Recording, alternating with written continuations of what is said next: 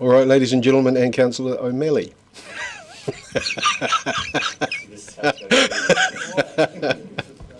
As you can tell, Councillor Barker has left me in the hot seat, so please be nice.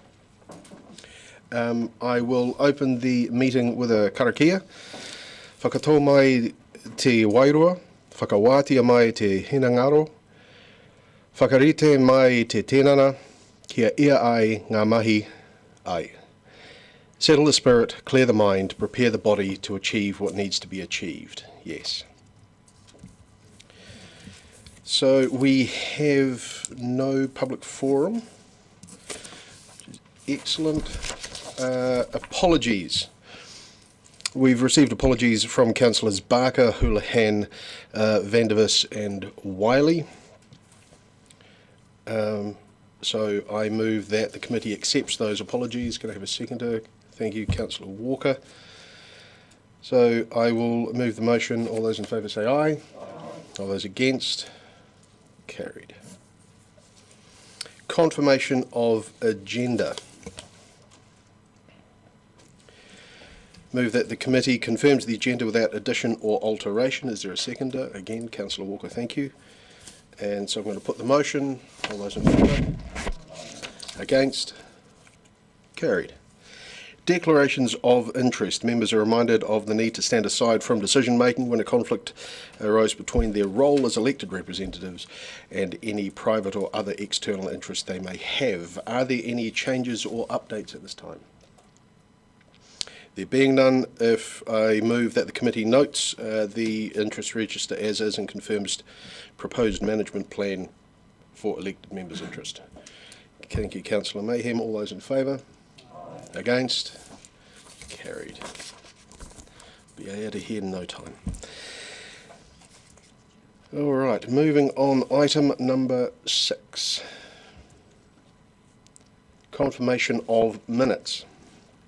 I move that the committee confirms the minutes of the Strategy Planning and Engagement Committee meeting held on the 13th of February 2024 as a correct record. Do I need a seconder for that? Thank you, Councillor O'Malley. All those in favour? Against? Carried. Item number 7, reports. Starting with the Strategy Planning Engagement Committee Forward Work Programme. Ms. Nicola Miranda will be speaking to this. Perfect. Questions? Thank you, Mr. Chair. Or did you want to say something to start with? Just a general comment on the Forward Work Programme, that those on the work programme for the 9-year plan, they're currently listed as reports due in December, but until we've got the timetable sorted, it could be any time between August and December. So I had a couple of questions on page 27 around the Boat Harbour and Reserve Management Plan. Just remind me, could you, around stage 1 and when that came to us? Can you just remind me of that, please?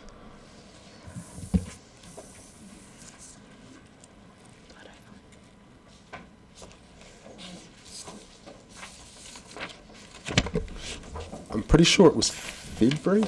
Yeah. I have a short memory, clearly. And I wondered where the wider harbour work has gone. It's not on here. I recall that it was in here somewhere along the line. This is the work we're... Yes, that's right. Still in preparation stage with that, just working with the other parties. So where does that get noted? Because I couldn't find it here, and my worry is when these things drop off, we take our attention away from them. Part of the issue is that ORC is leading this work and we are contributing to it, but I will follow up on where it gets noted in our forward work program. That's my point. Thank you so much. Deputy Mayor Lucas. Thank you. And a similar, well, first question under the proposed governance framework, and it says a workshop will be scheduled. I'm just wondering when that might be, because there's nothing on there. Kia ora, Councillor. Yes, we're going to roll that work into the strategic refresh work. Okay, and my other question, and it's a little bit in following on from Councillor Gary's line of questioning, is there, at the last spec meeting, which I think was February, there were a number of items on this that said that we'll be reporting in April, but they're not on the agenda, and then they've either been pushed out or don't, or else they've dropped off. So I'm just wondering how there's no explanation why the timing has been changed. Was there anything in particular? I think when I compared, there was like about 10 of the items that were scheduled to be for April, and now they're now scheduled for June or later.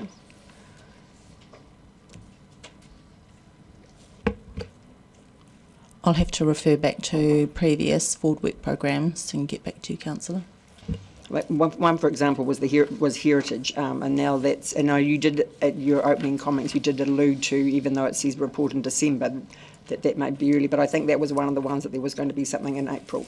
And following on about how do items drop off, an item from quite some time ago was the Rainbow Crossing, and that has been completely dropped off. And I don't know how we track. Once, I would have thought there would have been a formal process for things to come off here, that, you know, it would come to a meeting saying it was completed, and so then it would drop off. But it's that's just an example of something that's important. Yeah. In terms of the Rainbow Crossing, that's still on the agenda. We'll sit with ISCOM. I know that staff met with the advocates for the crossing at the end of last year, and they are currently working with artists, so it is still a live action item. But it wasn't on ISCOM for yesterday as a... Yeah, so that's just an example. We just need, I think, a clearer process of how things get off. I understand how they get on, but how do they get off and not just disappear? And then if there's a change in date, if there could just be an explanation why, you know, if we were expecting something for this meeting and now it's not here, why that is. Thank you, Councillor. I will note that. Councillor Walker. Thank you, Mr. Chair. I hate to sound like an old record here, and I don't know who wants to answer this, but the Botanic Garden plan here in our forward work programme, I mean, that could have been copy and pasted from years gone by and subsequent years therein. So the question is, who's driving this? Is this now, can we be assured that we will see some sort of workshop in July? And I am aware also in the past there was plans that supposedly appeared and got ripped up. So just where do we sit with this? Because I think it's important work, and who's driving it? Kia ora, Councillor. That still sits with Parks. I actually updated Councillor Barker, who asked about this, and what I might do is get my update circulated to all of Council. So there is a draft. I've had a good look at it. Things have moved on in terms of the sort of strategic work that the Council has done, wellbeings, destination management plan, Te Taki Harudu. Those things are not reflected in the current plan.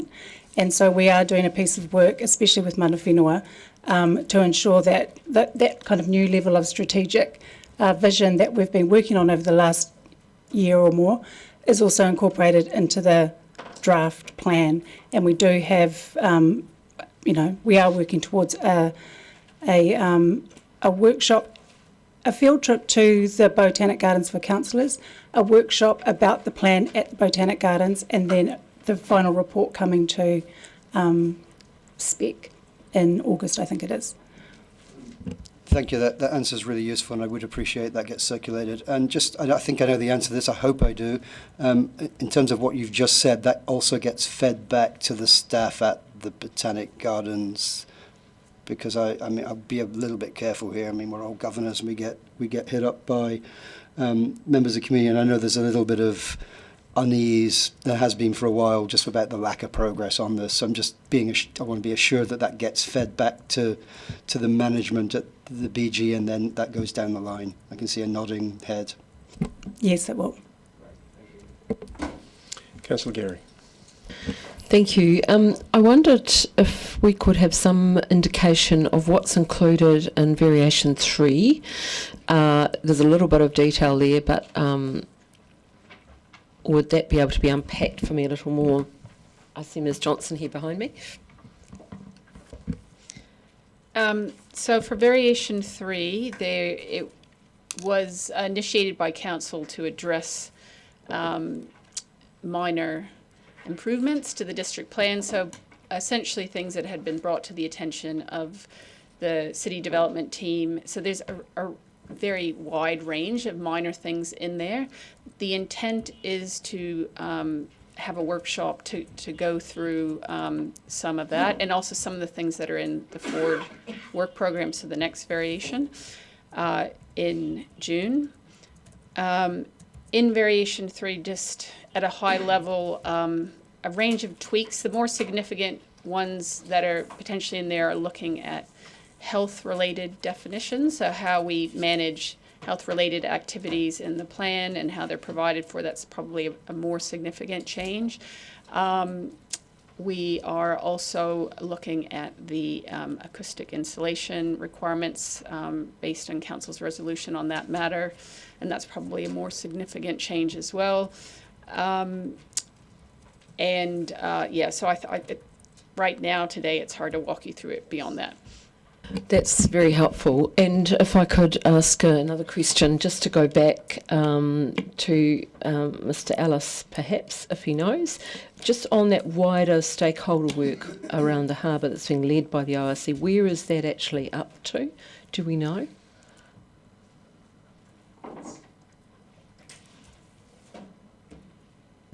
We're just still in the very, very early stages of getting all the parties together, and you know, ORC's leading it, so we're just sort of, all the work that we're doing with the harbour recreation plan, all the consultation, everything, we're gathering all that, so we'll make that available to the wider group, but it's in the very, very early stages at the moment.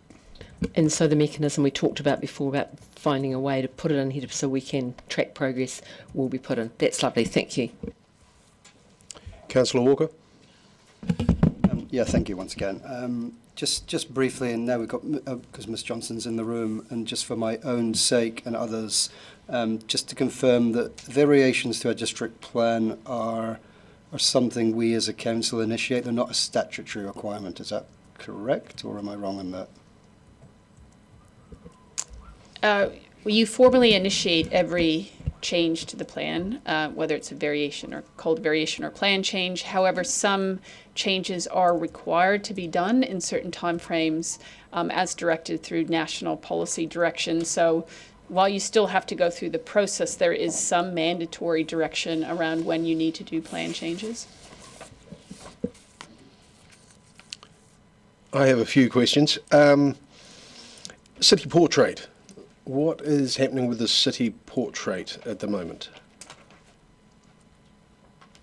There's been ongoing work, and we are intending to present a report to council or to spec in July. So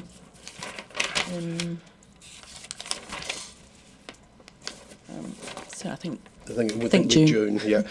The reason I ask that is I know there's a public presentation being given on the city portrait work in Dunedin on Monday, so I'm just wondering why ostensibly it seems that the public is being updated before council. Yes, I can't answer that at the moment, councillor, but it's just a timing issue. If I can get Gina to answer that probably for you.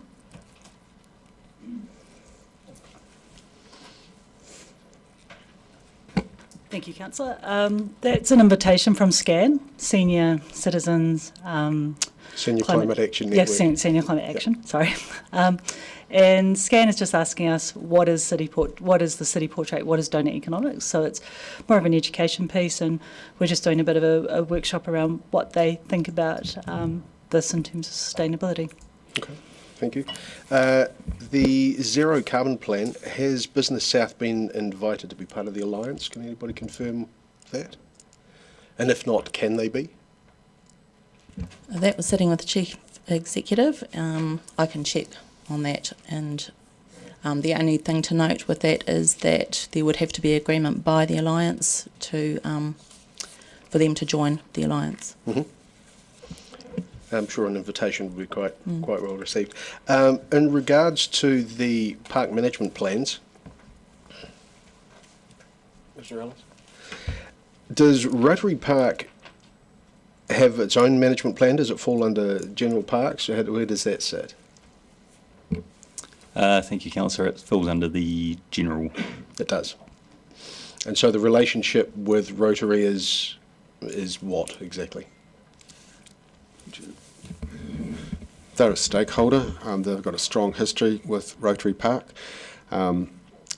With reserve management plans, there's usually a sort of something unique about the site, and there is sort of this connection with the Rotary, but it doesn't get its own reserve management plan because of that.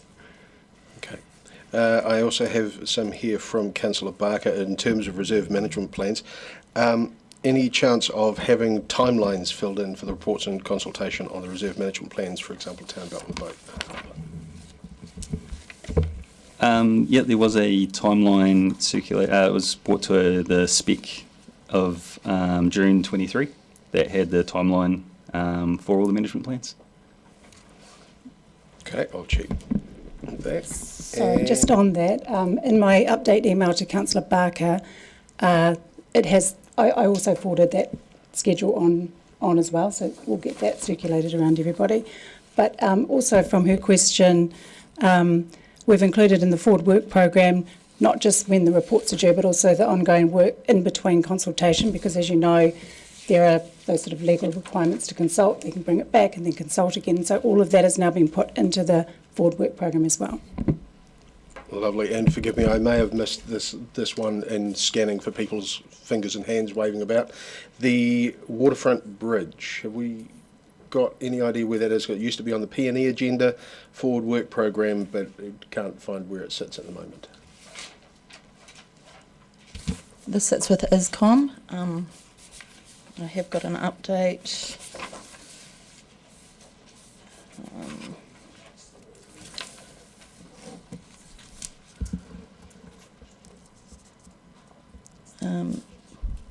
So the business case is due to go to council in time for the 9-year plan. In the last report to council, I believe ISCOM, the next steps were noted, which did indicate that an update would be provided to ISCOM. Okay, thank you. Any other questions? Councillor Vincent Pope. We all received yesterday a letter from Mr. Moyle about Miller Park and Christie Street work. Are Parks people aware of that complaint? I'll send it to you now then. Thank you. Any other questions?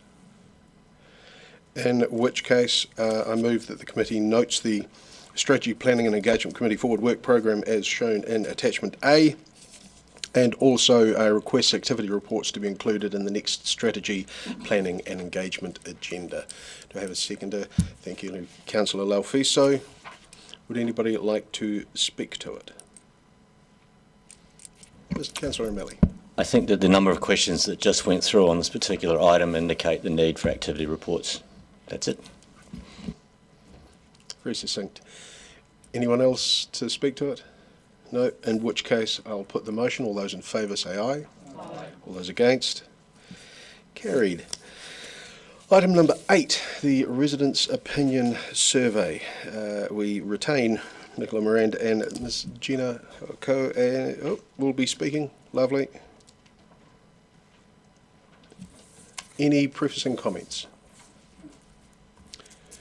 Does anybody have any questions? Councillor Walker. Yep, thank you. Just you might not know the basis for the replies, but there's a suggestion the satisfaction in the region has dropped off significantly. Can I assume that's partly because of the front page headlines that it's related to that of late? That's correct, Councillor. We don't know exactly, but we have made the same assumption, but that's all it is an assumption. Deputy Mayor Lucas. Thank you. I note at the beginning of your report on point number 5, we say that this is that 30 June is the end of the contract. And so I'm just probably want clarification. So because we haven't yet confirmed new levels of service and because we're now doing the 9-year plan, the intention is to keep ROS as it is for another 12 months and within that time revisit. I'm just kind of, maybe you could explain it better than I'm trying to. No, you've explained it well, Councillor. Thank you. That is correct. That's what we are proposing. If we were to stop and go to full procurement, we will then have a gap in our ROS reporting, and we didn't feel that that was acceptable to councillors. So we're proposing that we continue with the reporting, and then while we're doing that, then we can instigate a full procurement process. What will feed into that full procurement process is a clarification on the role of ROS, because it seeks citizens' satisfaction levels or opinions of satisfaction with levels of service. It gives us an opportunity to really understand what that means and what questions we want to retain or what questions we may want to include or no longer need because we're already measuring it in other ways.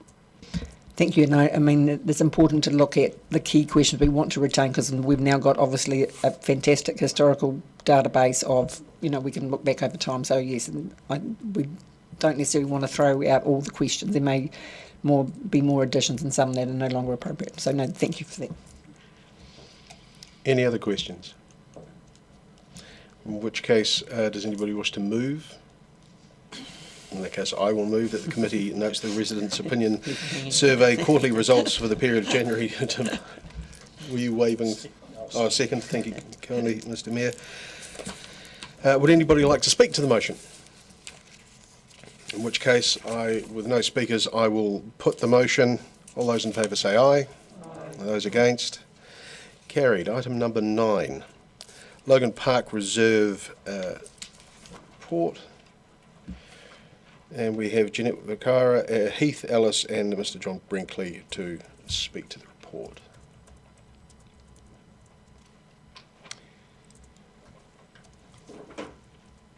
Welcome, welcome, welcome. Any prefacing comments? Happy to go straight to questions? Happy to go straight to questions, Perfect. Councillor. Does anybody have any questions?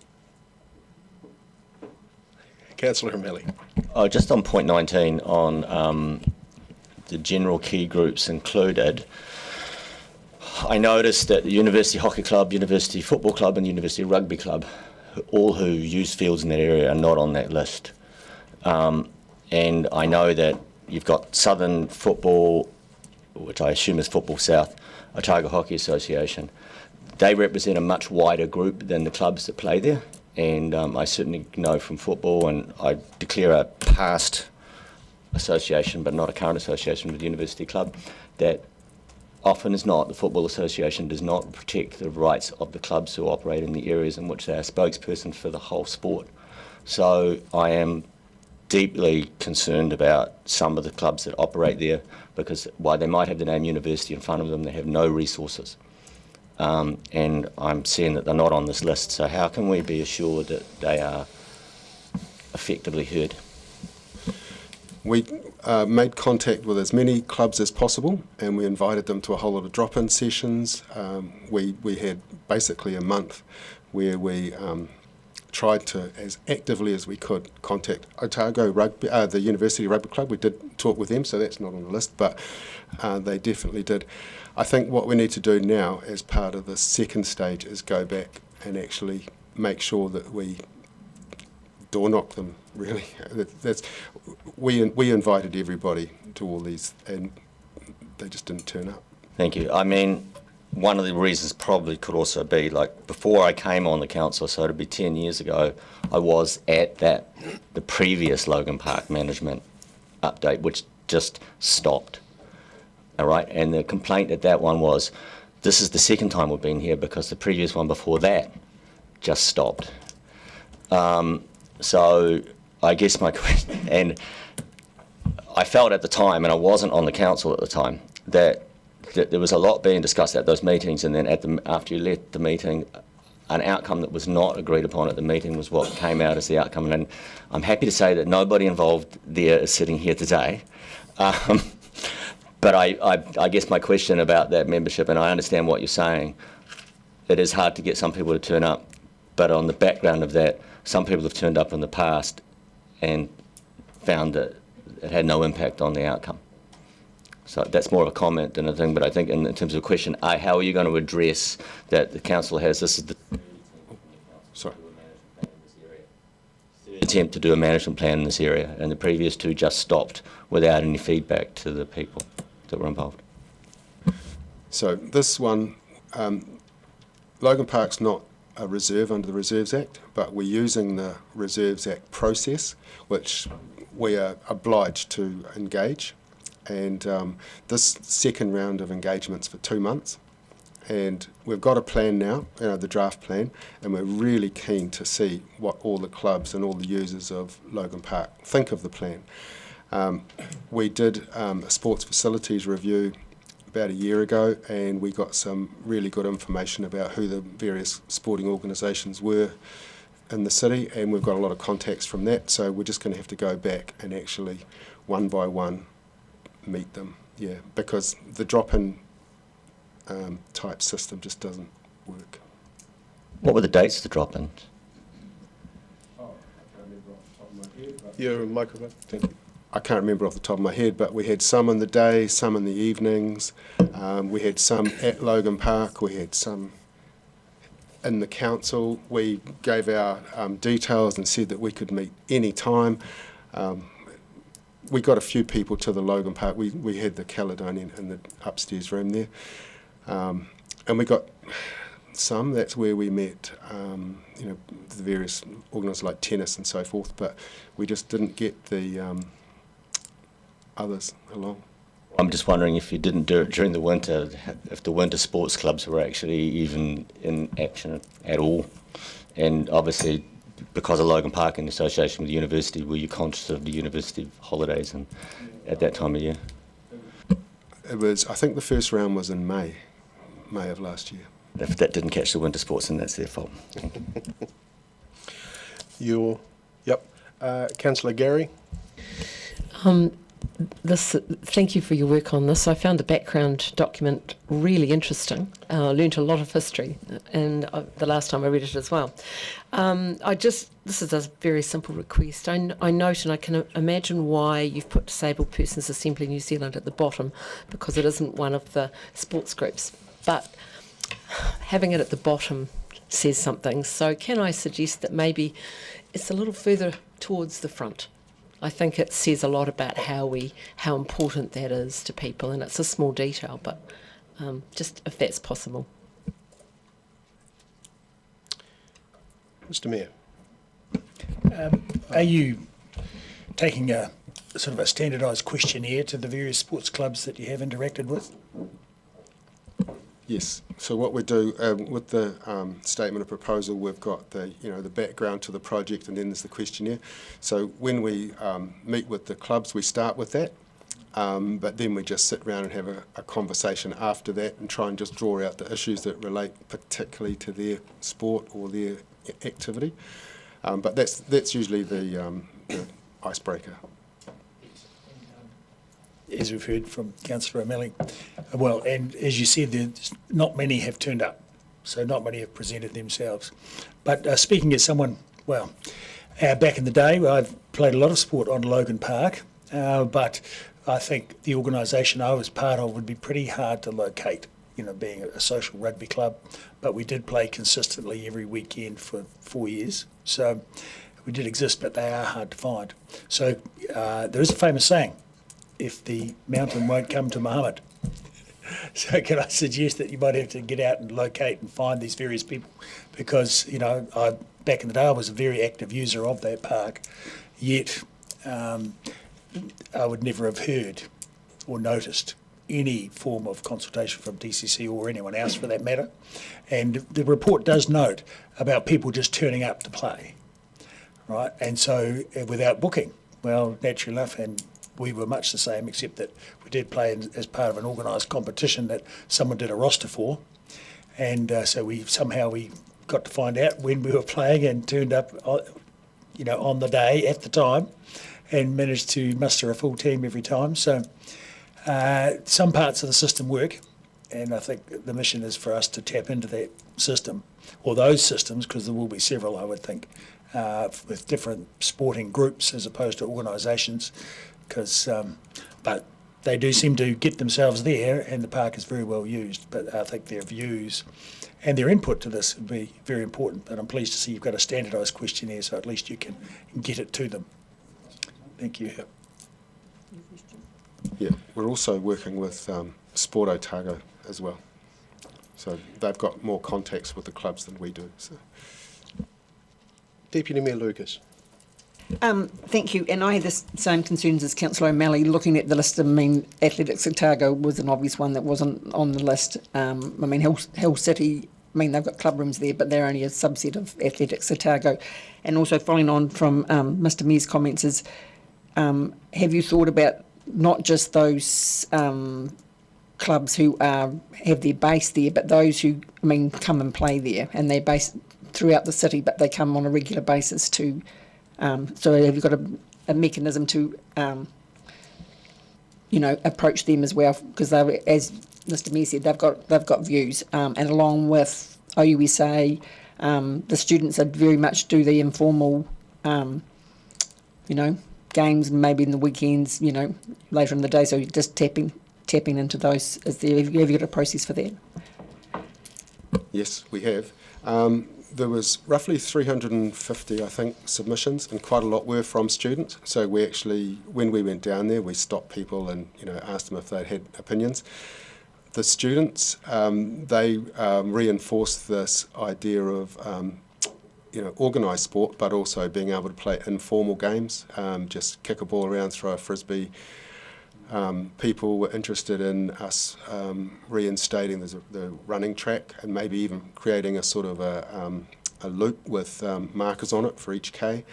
There was interest in some of the edges of the reserve for things like a half pipe, and so that it's not just organised sport. That came through really, really strongly. The students, I'd say most of them were interested in the concerts and the baseline thing. That was something that they really, really thought was one of the best aspects of Logan Park. And as I was saying before, we tried to get to as many people, and we worked with Sport Otago to see if they had a list of clubs and representatives, and so we tried to get just as many names as we possibly could. This list here is the main ones. We did speak with athletics, so yeah. Maybe we should have put an extensive list, but like I say, we had 350 submissions. So. Thank you. That's great. But I have a particular question on page 57 where you talk about the leases, and I note that Otago Cricket Association, their lease expired in 2020, and Otago Polytechnic expires next week. So I'm just wondering, what is the strategy to deal with those? And in particular with the Cricket Association, with these having been expired for 4 years? The ones that expired will be on a periodic lease, so that's month to month. There's another person in our team, Owen, who's our senior leasing officer. He'll be behind the scenes talking to these people. So for completeness, I wanted to put all the reference all the leases and arrangements that are involved, but the details of when they get updated, that's something that's going on operationally behind the scenes. Yep. Ms. Portuguese. Just harping on, it should reinstate the Māori name. Tauraka PPP is the name of Logan Park, and the history is pretty soft in there from Okaha. Sorry, it's much deeper than that. Runs much deeper, and it connects to Whakaari, which is Waikari, which is where we lifted up our ancestor onto a platform, and he was buried in Logan Park, which is an estuary area. So it's a very large burial ground. In fact, we know that because there's lots of tuki and all sorts that have been found there. So there's a whole history there that needs to be shared somehow with the city, because it's sort of frightening to think that that was actually the history, but what's going to happen there is concerts and a whole heap of other things, which is fine, but it just needs to be reinstated because people actually have no clue about Logan Park, and it shouldn't be called Logan Park. It should be called Tauranga PPP, which is his actual name. So there's a lot more deeper history. These are not just connected to the other parts of the city. There's a whakapapa to the rest of the city, and people have no clue. So it's a really good opportunity for people to understand that. In fact, at the Otago Polytechnic, we've named one of the buildings after Logan Park, Tauranga PPP. So there's lots could be done there, and it's on our harbour. So essentially, it is our harbour. Almost an estuary area running into the harbour, which is. But there's just this beautiful history there that needs to be considered, and how we do that, and a great opportunity to reinstate the name.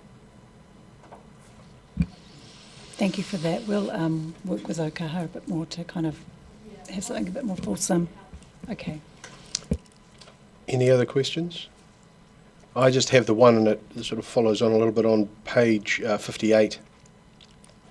The 1848 reference, I'm wondering whether that is meant to be colonist rather than colonialist. Lovely. Semantic, but there is a definition difference. So, no other questions? Would anybody like to move? In case I will move. Can I have a seconder? Councillor O'Malley, thank you kindly. Does anyone like to want to speak to it? Councillor O'Malley. Thank you, Mr. Chair. As I said in the question time, my first association with these management plans was before I was on council, when I realised that the University Football Club had not sent a representative to that team, to that organisation. And I speak to those small clubs saying that they are extremely under-resourced, and therefore I extend to the staff the hope that they will go and find those people, because they are directly affected. And my association with Logan Park now is almost 40 years long, and when the running track was mentioned, I actually do remember when it was built. And at that point, that was a very open, windswept, relatively uninteresting piece of land that most of the people in the city who didn't actually have their fields there didn't even like to go to. Since then, there's been such massive upgrades. The Caledonian's been moved to there. It didn't used to be there. The cricket pavilion has been upgraded, the football turf has been put in, and now it becomes a major focus for the whole of the city. I think that's great, but I think you need to take into account that there are there are clubs that have been operating in that area for 40 or 50, 60 years, and the world is changing underneath their feet. And while this is an important facility for the whole of the city, I think you need to take into account those people there as well. And my experience the last time that this was done, the best outcome was achieved on a night where everybody was in the room, and we went over the whole map of Logan Park, and we looked at it, how it's used in the summer, how it's used in the winter, all of the conflicts, and in fact they were all sorted out in about a 5-hour meeting. And it's not you guys, then the staff went away and came back with a different plan. And it's like, I don't know how that happened, because quite literally it had got completely sorted. All the conflicts had been sorted. So knowing that it has been achieved once, I know it can be achieved again. I think it's in very good hands. I wish you good luck, and I will be watching, and I will be calling a couple of the clubs to make sure that they turn up. Thank you. Any other speakers? Mr. Mayor. Yep, and I'll speak briefly to a very similar point, because not only are there clubs, but there are organised social groups, or disorganised social groups that turn up, as and when they want, because they see an open greenfield space, especially close to the student area, and they want to be able to have somewhere to engage in some sort of activity. So there's typically some people within those groups who are findable, and so the key is to just have a bit of a discussion with those various groups to get their ideas on things. And I think Councillor O'Malley made a really important point, that you had all the stakeholders in the room and all the users in the room who resolved all issues, and then staff went away and made a different plan. That's something to be very to be very mindful of and careful of, because of course, we have got a very broad community to take care of, and I personally have seen that happen in another sporting facility in the city in the past, but a long time ago, decades ago. Exactly the same situation. All issues resolved, and staff come back with a different plan. But decades ago. Thank you. Deputy Mayor Lucas. Thank you, and I'll reiterate the comments that have already been made, and I think this is the one sports area in the city that everybody pretty much uses, and when I say that is that all secondary schools and intermediate schools go there for their athletics day, and they take their children there, and so it's an area that everybody uses, even if they're not particularly into sport, they end up down there, even if it's just picking up their kids. And there's a lot, as you said, Mr Mayor, informal sport that goes on, as recently as the end of last year, my student son, I drove him along where he door knocked on the residences that border on that till he found somebody at home that he could then, he asked if they could use a PowerPoint so that they could hook up their music for their sports event that he was organising for students. And so there's a lot of informal activities that go on, and I think the public across the city will be very interested, and will hopefully will submit on this, because I think it's important that we get it right, and as what we've heard, we really want to get it right this time. Thank you. Councillor Gary. Thank you, Mr Chair. It's obviously around this table that there are many different perspectives on Logan Park, and I want to thank Ms Potiki for reminding us of Mana Whenua's history. We all interact with different histories, and I didn't know that, and so thank you for telling us that. My interaction with this space is not from a sporting perspective, but from the Great South Seas exhibition, and I have some pieces of that in my property, because my great-grandfather was on the committee when that exhibition took place. So I always think about that in that photograph, that iconic photograph of Logan Park at that time. Moving forward, I just want to note that it is not the current staff are not responsible for what previous staff have carried out, but I do acknowledge that there is a great deal of interest in this. There's going to be a lot of interest, will have been in the past.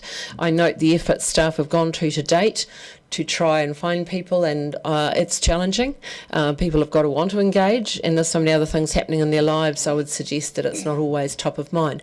However, I know that they will do their utmost to engage with as many people as possible, and I have the words of Mr Des Smith in my mind, because Des is very interested in this and has spoken about it to me on many occasions, and from a rugby point of view he has a particular perspective.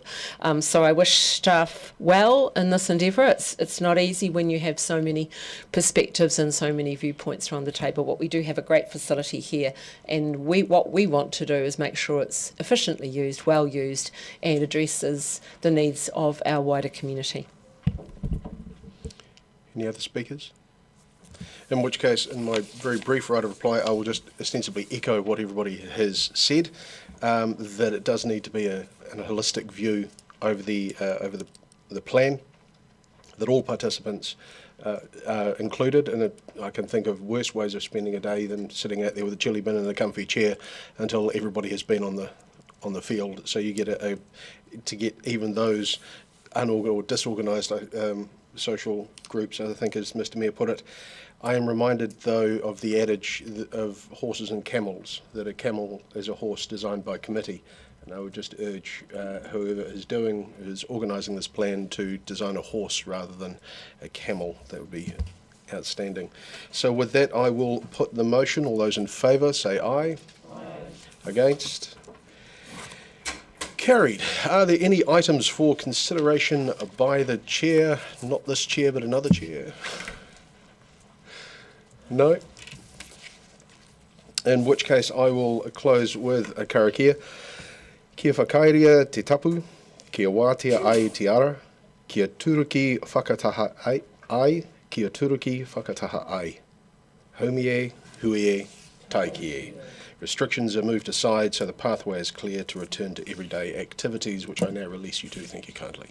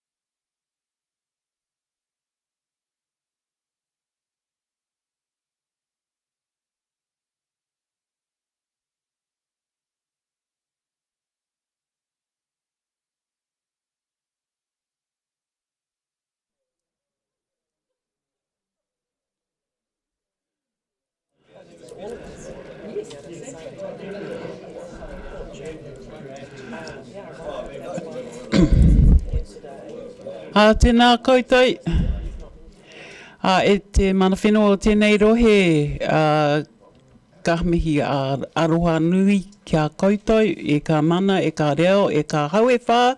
Tēnā koutou, tēnā tātou katoa. I acknowledge and welcome mana whenua, members of the public, staff, media, and of course colleagues. Welcome to the Community Services Committee meeting for Wednesday the 24th of April 2024. Just going to start with karakia tīmataka. Mauri tū, mauri ora, kia tātou, haumi e, hui e, taiki e. Life Force Awaken, Life Force Stand Tall, Life Force All Wellness, Goodness, Health for All. Join together, unite. The group is ready to progress with the purpose of coming together. There are no public forum speakers, so we're on item 3, apologies. And I'd like to move that the committee accepts apologies from councillors Wiley, Vandervis, Barker and Houlihan. Is there a seconder? Thank you, Councillor Mayhem. I'm going to put it. All those in favour, please say aye. Aye. Thank you. That motion is carried. Item 4, confirmation of the agenda. Are there any additions, alterations, deletions for the agenda? Okay. I'm happy to move that the committee confirms the agenda without addition or alteration. Is there a seconder? Thank you, Councillor Ackland. Going to put it. All those in favour, please say aye. Aye. Thank you. The motion is carried. Item 5, declarations of interest. Members have been reminded of the need to stand aside from decision making when a conflict arises between their role as an elected representative and any other private or external interest they might have. Are there any changes to the register of interest? Okay, so I would like to move that the committee notes the elected members' interest register and confirms the proposed management plan for elected members' interests. With a seconder. Thank you, Councillor Benson Pope. Going to put it. All those in favour, please say aye. Aye. Thank you. The motion is carried. Item 6, confirmation of minutes, 6.1, Community Services Committee meeting of the 12th of September 2023. I move that the committee confirms the minutes of the Community Services Committee meeting held on the 12th of September 2023 as a correct record. Thank you, Councillor Gary, for seconding. Are there any conflicts with the record? Thank you. So I'm going to put it then. All those in favour, please say aye. Aye. Thank you. That motion is carried. And I will eventually sign the minutes. Thank you. Part A, reports. Item 7, the Community Services Committee Forward Work Programme. This report from Civic provides an update of the Community Service Committee Forward Work Programme to show areas of activity, progress and expected timeframes for decision making across a range of areas of work as at April 2024, and Ms Jeanette Wikaira will answer questions in relation to the Forward Work Programme. Are there any questions? Did you want to make any preface and comments? Thank you. Thank you, Councillor Gary. Thank you, Madam Chair. Just 2 points of clarification. The first, the aquatics review, and it mentions the Therapeutic Pool Trust. Could we have a little more detail about where that discussion has got up to? It says that staff are also working with that trust as required. What's the current status situation? Thank you, Councillor. I'll just hand over to Heath. Thank you, Councillor. Yeah, We have 2 staff members working with the trust, and I believe they're going to make a submission to annual plan this year. Thank you for that. That'll become clear at that point then. And secondly, just for clarification, because I have had questions recently about this, so the performing arts venue, and I note there is a note there that we're retaining the 17.1 million for a mid-sized theatre development in the budget, but there was at some point a comment around rephasing, and there's worry in the community that we might be planning to dip into that, and I have reassured that no, that money's ring-fenced, but I just wonder if you could confirm that, please, just for a point of clarification. Thank you, Councillor. Yes, so my understanding is that the rephasing relates to timing, and in the previous 10-year plan, the money for the first lot of money for the performing arts was to start 25-26. We won't be ready for that, so it's a timing issue. But yes, we are still continuing to work with the Dunedin Theatre Network, and we are also in communication and trying to meet with Stage South. They have their ideas that they're working away on and want to be able to present that to council as well. So yes, there's a few different people in the community with ideas about this. Yeah. Wonderful. Thank you for that clarification. Tēnā koutou. Councillor Lucas, followed by Councillor Benson Pope. Thank you. I'm just, from the public perspective, I'm a little bit concerned in particular with the aquatics review, that the report is now due in October, and the performing arts venue, that report's now due in August. And that I'm getting a bit of feedback, I guess, is that it's taking a very long time. I understand both of those issues are complex, but I mean, it's basically 12 months before there's now a report back. And it's just, yeah, people are just a little bit frustrated that it's so long before we're hearing anything about what's happening with those. Part of the aquatics review is that it's kind of it's rolled up in Moana Pool and what needs to happen at Moana Pool as well.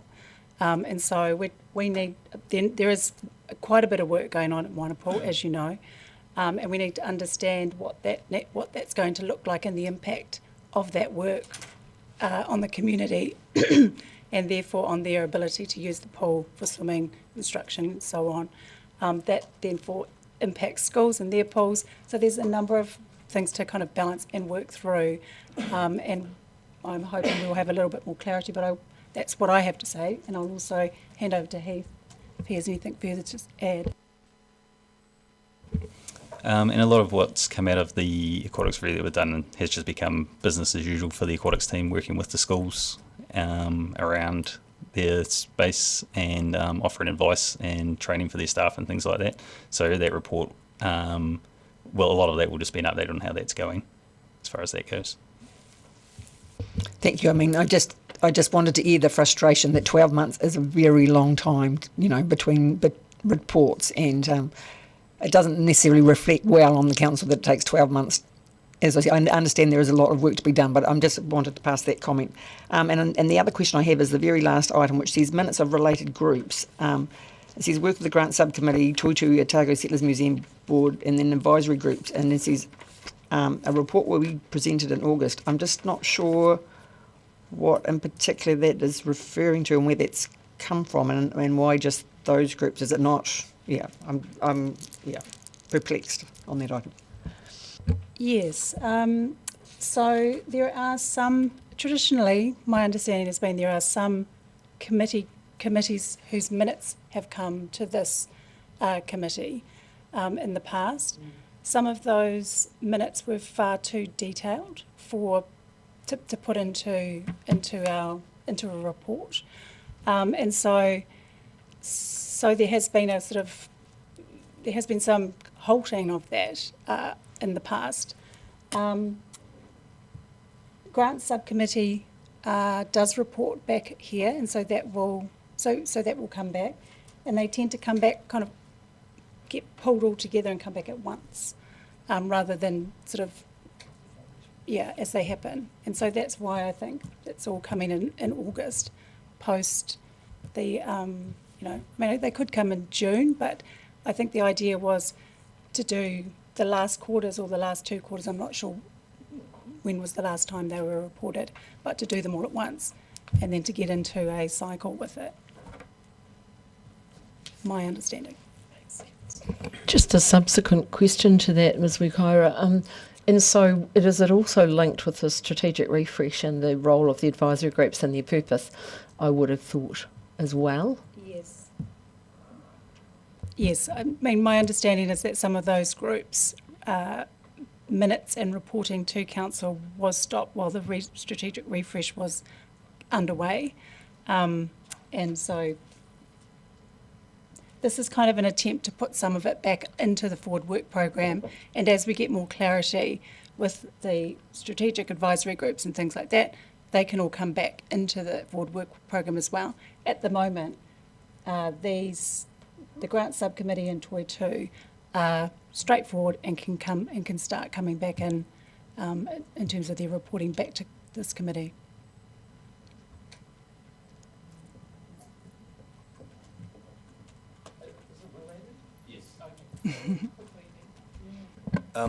What do you, Ms. Wikaira, what do you mean by the minutes too detailed?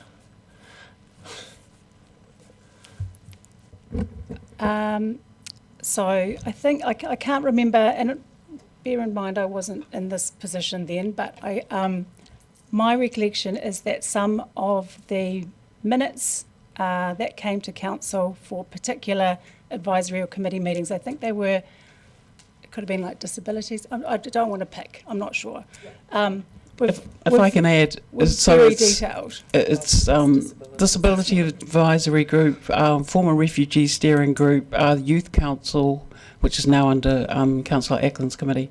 So there were some notes that there was concern that with the detail that the privacy of residents was being breached, so they just wanted to protect that and take care of that before putting them back into our system.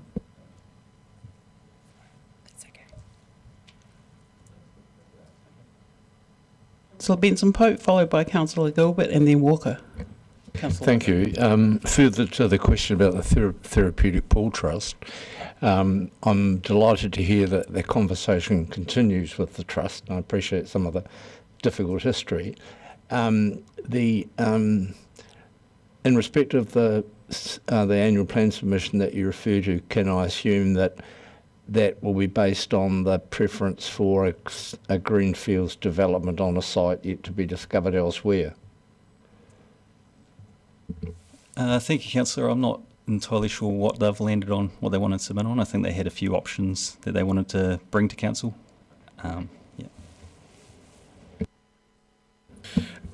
So just going to the performing arts venue again, am I right in assuming that we have been meeting with the individual groups individually? Yes, at the moment there are 2 groups. So there's the Stage South group and there's the Dunedin Theatre Network group. The Dunedin Theatre Network group is the group that we have that council has funded to do some additional work, and so we have an MOU and we've been working with them closely. The other group, Stage South, they are the group who have come to previous annual plan meetings and presented on a brand new build, and we're working with them as well. They have an idea that they want to work with us on, and so we are working with them as well. Yeah. The reason I ask is I'm reminded of a conversation we had slightly earlier this morning in terms of getting all interested parties into the one room and sort of bashing it out and not letting anybody leave until it's all sorted. Has that kind of a thing been considered without the bashing? It is still in the ideas mix of how we bring all of this together, and with the 9-year plan now happening, it has kind of, it's just kind of changed. It's smoothed out a few things because there's a little bit more time, gives us a little bit more time to kind of work with those groups, to bring them together and bring them in front of council, whether that be a shared workshop or to where ideas get presented openly. I'm not sure, but we do need to work through a way when those groups are ready to to bring that material to you so that we can all kind of get the information at the same time and understand the community's kind of needs in the one room, I think is a useful thing to do. Okay, so let's go with the assumption that that little joint hui is going to take place, everybody in the one room. Is that when councillors get to start hearing what's being said, or do we wait for the final report? As in, are we able to be in the room at the same time to hear what all of the community is saying, united and listen to the conversations, or do we wait for the report coming through?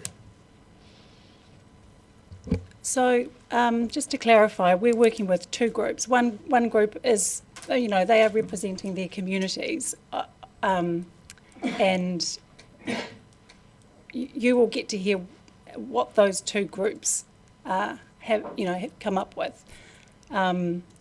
It will still ultimately be your decision as to what you want to do. It's just, we're just putting the options, working with the community to get some clarity, to give you some clarity as to what the community is saying in the performing arts space. Sorry, what I mean is that rather than listening to entity A as well as entity B each give their own individual views on things, getting them in the one room where they start discussing it, there's going to be option G come out. Do we only get options A and B, or do we get the G? The one that they combine together, decide, you know what, you compromise here, I compromise here, this is where we come out at? Or do we only get, this is what entity A wants, this is what entity B wants, now decide? I can't actually answer that. I don't know. We haven't had a hurry. Who knows? It's difficult to know where we'll get to where they might actually stay in two separate camps and say we don't like your idea, we want ours, and they might say the same. So it's not an easy answer. It's not an easy answer. It's not easy for me to have a straightforward answer for you on that point.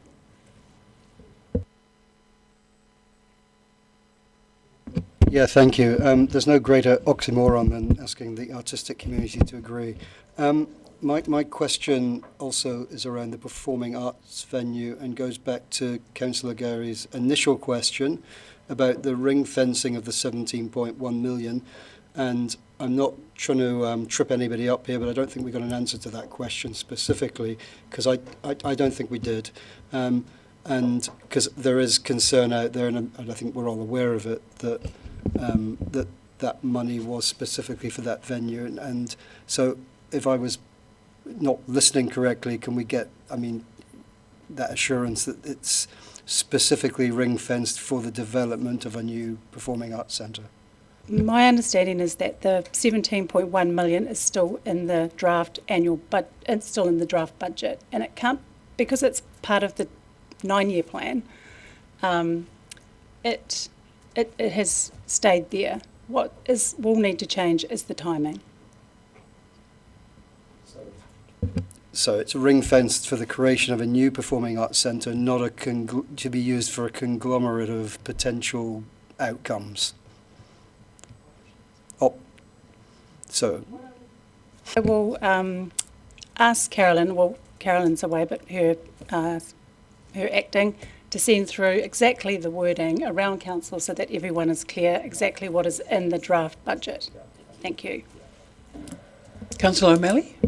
Yeah, thank you. And that was more going to be my question. There was a council resolution that was passed once it became clear that there was not a unified position, in which I believe ring fencing was one of the things. Can we also have a report on the impact of inflation on the 17.1 million? Because it's been a number of years now, and what we're able to build keeps shrinking year by year. Yeah, thank you.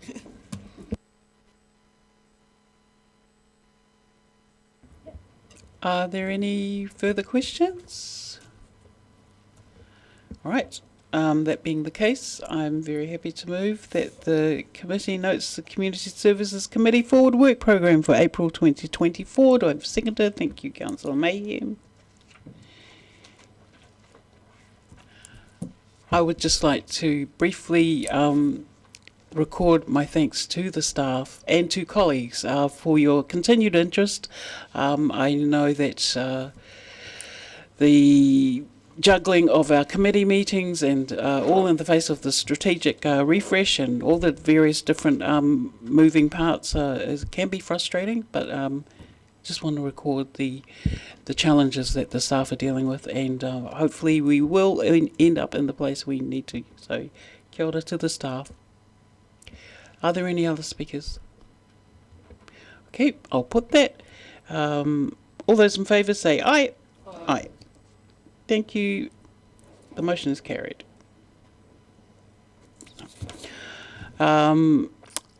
Item number 8, Otepoti Dunedin Housing Plan Update. The report from Māori Partnerships and Policy Report provides an update on the Otepoti Dunedin Housing Plan 2022. The plan, adopted by Council on the 30th of August 2022, and the Implementation Plan 2023 to 2024, outlining the priority actions for the first 18 months of the plan. Tēnā kōrua, Ms Morand, as General Manager of Policy and Partnerships, and Ms Brown, Principal Policy Advisor of Housing. They'll speak to the report. Do you have any opening comments? Yeah, I'd just like to confirm that this is the last report on the current implementation plan, with a number of the work streams that have been completed. The next implementation plan will come to you at the next time I come to report, and you will see that there has been some of the work will be carried on, but it's a progression of the work that we've been doing so far. So, for example, where we talk about land and building use, we've now identified land that might be able to be reallocated. We'll come to you with some reallocation type information for decisions to be made. Happy to take questions. Are there any questions? Yes, Councillor O'Malley. Thank you, Madam Chair. Point 33, which is referring to homelessness in the city. And you note that the number is going up, and that traditionally we've had a small homeless population, but there's an evidence for an increase. I guess a few of us councillors have been going down to the Oval on the Sunday to see firsthand what that issue is, and the number that we've been told by volunteers is it could be as high as 60 people who are sleeping in the Oval and in the South Dunedin area. Is there a way to... That number is also, you would agree, increasing every year, and there are a number of issues that stop people being able to even get support, and there's a decent number of people in that group that have psychiatric illness that are not being helped or treated. There are a number of people who have no identification, so therefore they cannot get into WIN's office, they can't even get past the front door. Is how do we fulfill our role, and how does that fit in this housing action plan? I mean, these are people at the very most needy of housing action. So can you give us a sense of where we are moving on that front? Absolutely, Councillor, and I think there are going to be, it's going to be a growth area, unfortunately, as we see the changes in the rental and the rental 90-day removals and so on. So what I've been doing is creating a group of stakeholders, and that includes our mental health providers, to collect or have conversations with our homeless folk in a way that is similar to each other, which is something that's never been tried before, so that we can actually start ascertaining where the gaps are. We often make assumptions as to who our homeless are, and they can be correct and they can be incorrect. We don't know, A, the numbers in our city, and we don't know, B, what the issues are.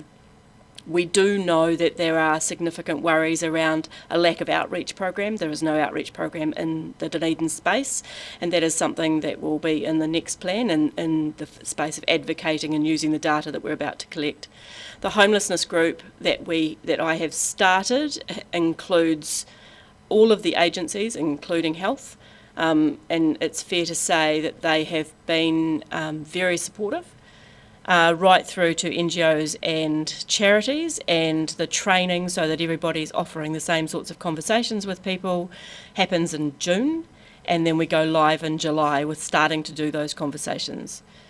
council as a group, we can't offer homes, for example, at this stage. As far as I'm aware, you'd have to talk to the community housing group about that. A lot of these people do not fit our criteria, and we have limited powers under the Freedom Camping Act to assist or ask people to move on to more suitable spaces. But there is a lot of work going on behind the scenes, and I know that it's long term, but there is a lot of work going on. Does that help at all? Yeah, it does, and I would certainly hope we're not using the Freedom Camping Act on people. When I asked what did you need, the answer was shelter. And the other answer I asked was, how's it working with the NGOs? And they're like, well, the problem is the NGOs are structured in a certain way, and these people are not able to interface with the NGOs in such a way that helps. I understand, yes, our community housing can't do that. I guess the question I have at large to us is it time to us to think about a chip? Because we do not have the capacity. Is it true to say that we do not have the capacity under our current structures to deal with these people who are in need? Thank you. Thank you, Councillor Gilbert, followed by Councillor Mayhem. Thank you. My question is around the resources. Action number 5, 17, 18 and 19 refers to building a series of resources that are easy to understand and accessible. It refers to putting a page on the DCC website along with, and then you've also got, I think it's action 11, yes, 11, create easy to read resources on the district plan. So my question is, for those people who don't have the internet, what resources are we talking about? So at the moment what we're doing is we're trying to just get the website to allow people to identify whether their property is GR1 or GR2 in a very high level form without any of the extra overlays and so on that our current GIS maps show. That has been created by the IT folk, and our web team we're now going through the process of creating a web page where you can follow it through and identify whether you can build on your land or not, or what the sizes are and so on for subdivision. With regards to people who haven't got access to the internet, we do plan in the future to do some printed resources as well, and there will be conversations with people like CAB so that they know how to work that system. But I guess in the end we need to rely on people having an interest to look for that information in whatever form we have for them. Okay, thank you. That is correct, and if you have any ideas as to how we can get it out better, I'm more than happy to accept them. Councillor Mayhem, followed by Councillor Walker.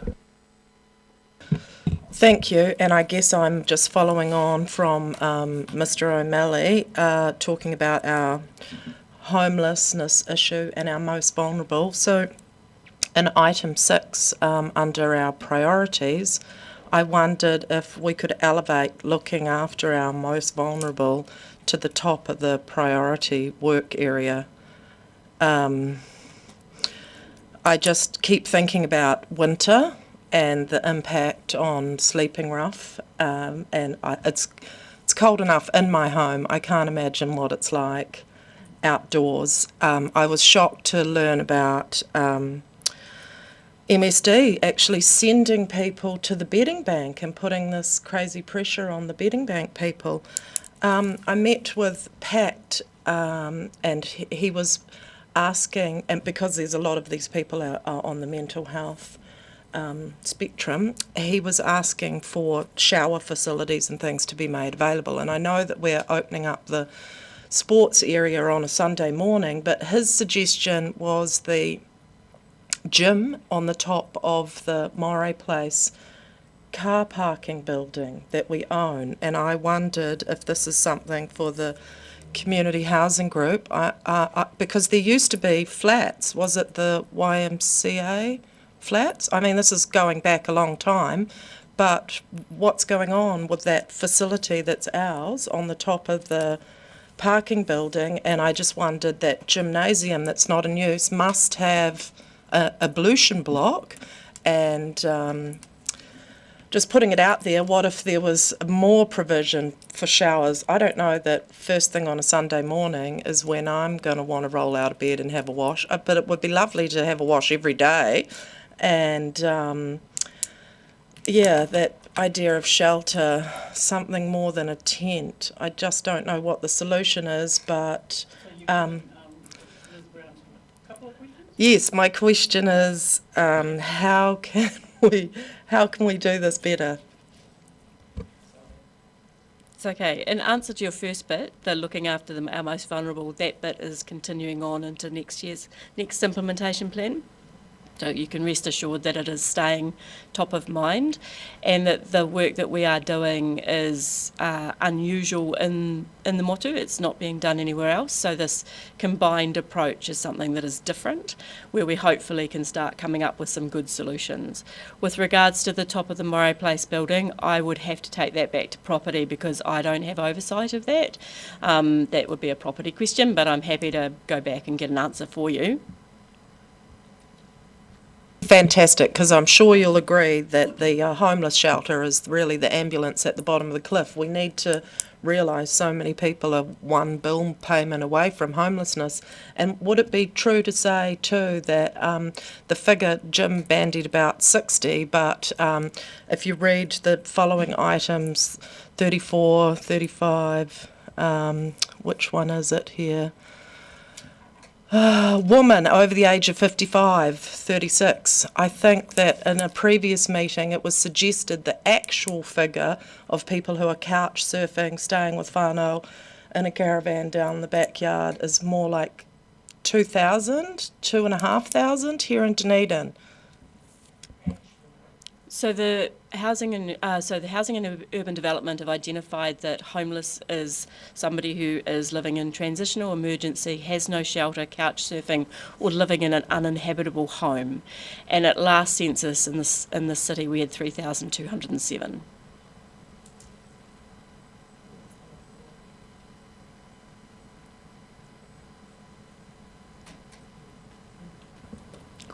Councillor Walker.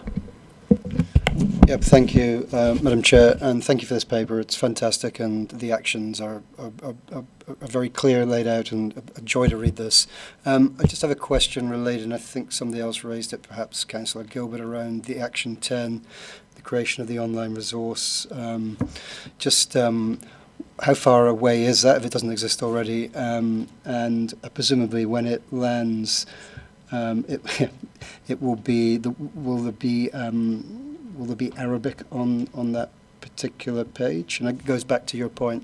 I'd certainly know the Muslim community hate paper-based stuff, actually, and everything is phone-based. Yes, that's the aim, is to get it in a whole range of languages as well as easy read format for those of us, for those people who require that, and readable and all of that stuff. It is this close. How close is that? The map was the biggest piece, and that's been a significant piece of work by our IT guys, and they've now got that nailed. And the web page is being worked on as we speak. So we're close. We're close. Great work, thank you. So not to put too much pressure on you, but if I were to push you for a rough launch date, any idea? Without the translations, I would say a month, 6 weeks. Yeah. Any other questions? Councillor Gary and Councillor Mayhem. Thank you, Madam Chair. Thank you, Ms Brown, for this report. It's excellent. I know on all of our minds, top of mind is homelessness as we approach winter, as Councillor Mayhem said. I've had the joy, and there is a question coming, I had the joy of watching the progress in terms of the housing plan since early hui, and I can see the work that's being done, so thank you for that. I have a question around paragraph 31.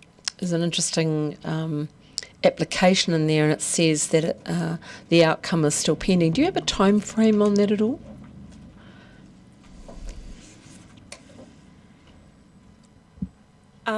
It's my understanding that central government has now released some funding, but we haven't had clarification on it to the Eco Design Network.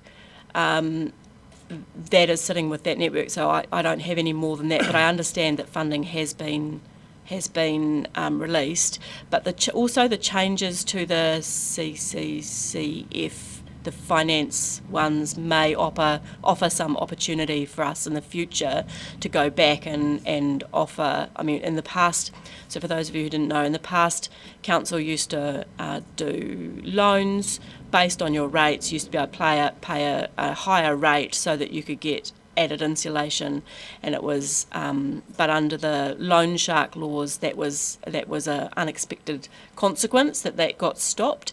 I'm not certain if the clarification around that has come out for us to reinstate that, or if that would be something that council, but it is something that we would be pushing for.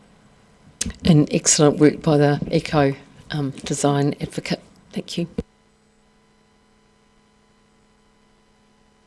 Thank you so much for this work, and I'm really happy that we are trying to get this real-time data and have a good overarching view of everything that's happening in the city. My question's actually for Councillor O'Malley, who said, is it that we need to get a chip? I don't know what that means. Community housing provider. Are there any other questions?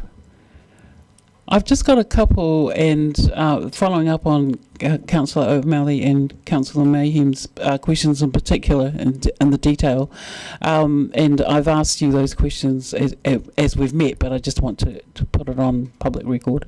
In the course of setting up that homelessness group, and I just want to, like others, acknowledge your incredibly hard work and your utilisation of your connections and relationships, because that's what, as we know, is all about. The job is all about. So in the setting up of the homelessness group, has there been a chance to raise with MSD and emergency psych services the issue of them sending residents to the Oval? Yes and no. It's been identified as part of the problem, but it's the idea of the stakeholder group is that everybody wants to be there. So holding people to account like that it's probably not the correct forum for it. But yeah, I mean, people have identified that it is a significant issue, including our health providers. I've also raised with you the work that's been done over the last 4 years by the little Seventh-day Adventist congregation, and you have indicated a willingness to sort of help them provide that service and maybe meet with them.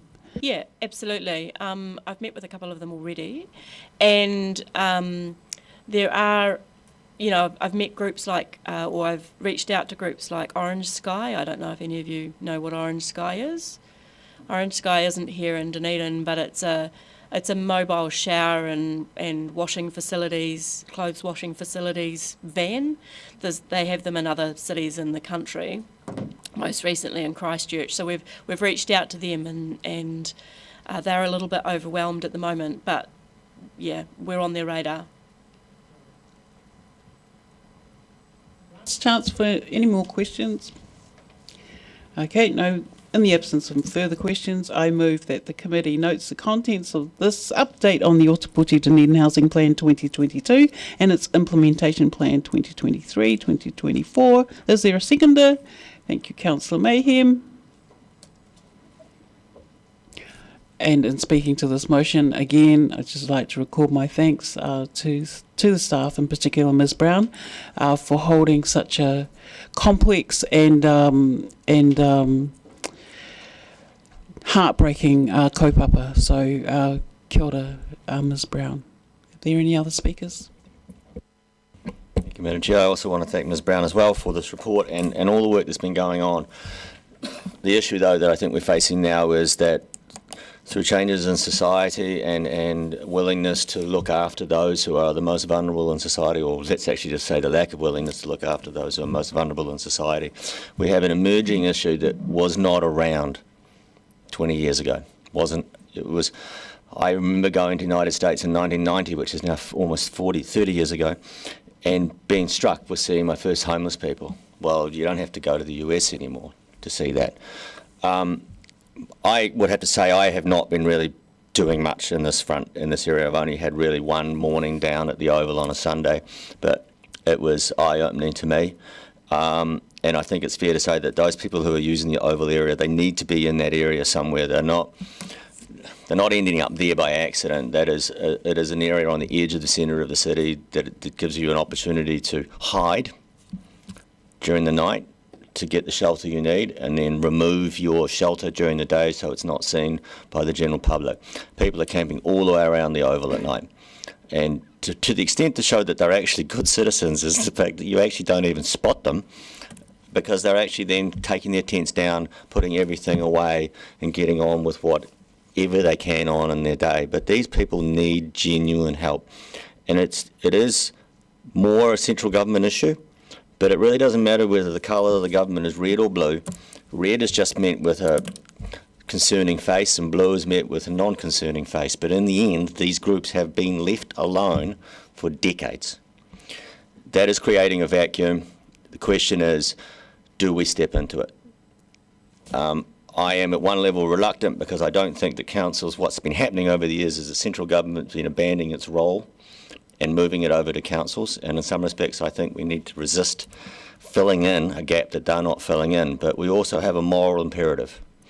You cannot just ignore people's plight because it's an inconvenience to you or you haven't figured out the plan yet. Shelter is the most obvious thing that's needed, and I don't think we should wait too long to come up with what we have to do. So if we cannot get it through the standard mechanisms, then we have to come up with something that we are going to do. In terms of the ratepayer bearing it, I'm more inclined to say that's why I want something like a chip, because it can go and get its own money. We can't get some government money because we're a council, because that was defined under the key government to basically undermine council's ability to provide these activities. But that doesn't preclude us from trying, and I think at this point now the problem has got so bad, it's so in our face, that we have to now actively look away from it, not to see it. And so we now need to turn around and face into it, and I am looking for activity from this council as to how we're going to address this issue and what our role will be. Thank you. Councillor Gary? Thank you, Madam Chair. I certainly don't have the solution to this, but I know that homelessness is, as I said, something that is top of mind for all of us as we go through our day. And the thing we can do as councillors and elected members is to support those who are working in this area. And so I thank you, Ms Brown, for the work you and your team are doing. And I would say to you, if there's more that we can do as governors, please tell us. Because it is challenging work, and there isn't, as you and I have discussed, there isn't an easy solution. It's complex. It's too easy to jump to conclusions about the why and wherefore, but these reports are helpful. So we need to support those who work in the space, and Madam Chair, I want to acknowledge your work in this space and your care and empathy that you do in a practical sense. Councillor Mayhem? I'd just like to echo Councillor Walker and Councillor Gary's sentiments, and I feel as governors we need to do everything in our power to push every button and pull every lever to get the best possible outcomes we can for our most vulnerable citizens. I know, Mr Mayor, that you donate to the homeless shelter, but I wonder if there is something that you can do in your power as our city's leader to investigate, more shelter, particularly with how we know Dunedin winters can be, and that growing number. It's really urgent in my opinion. So I thank you all for this conversation, because like Jim said, we can't actively ignore this. We have to do something. We really, really do. And thank you, Jill, for all of your mahi. Kia ora. Councillor Ackland and then Mr Mayor. Thank you, Madam Chair. Everybody's on the same page with this to the extent that we need to be doing something about it, but it seems to me that everybody's just saying let's do something about it, we should do something about it, but it's not really our problem, it's a government problem. I think that we need to go further, and I appreciate there is a social cost, well a financial cost I should say, to council to help the people that are in this particular situation. Our budgets are stretched, but again, as speakers have said, we can't turn a blind eye to this, and I'm asking you, Madam Chair, if there is something that can be done in terms of perhaps some sort of report back to this committee in terms of what sort of shelter and what sort of costs would be involved.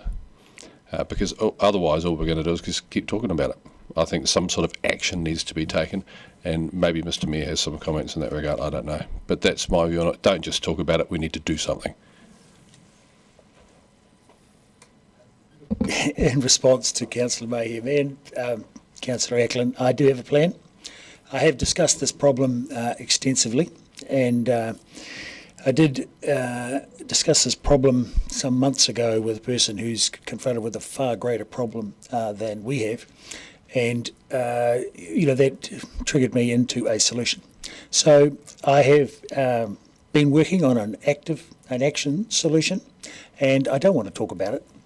Because I'm discussing it at a high level with a range of people who have the power to to set things in motion to enable it to happen. And I don't want to talk about it because it'll just sound like hot air. However, it is an actual action, it is a genuine action plan with a destination and a result absolutely in mind. And I hope to be able to start talking about it, I don't know, in a matter of weeks.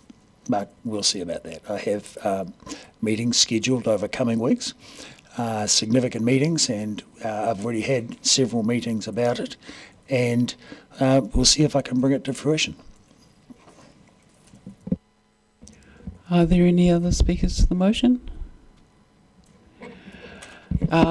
Just my right of reply, I'd like to record my thanks and acknowledgement of colleagues' passion and interest, and hopefully our tautoko, our full-hearted tautoko for the work of Ms Brown, and thank you, Mr Mayor, for advising us of your plan, and hopefully you'll be advising or incorporating Ms Brown's work into that. And belatedly, I'd just like to acknowledge Mr Ellis, because he's been instrumental in supporting the community group, the SDA parishioners, in ensuring that the pavilion can be accessed for showers on a Sunday morning. So kia ora for that.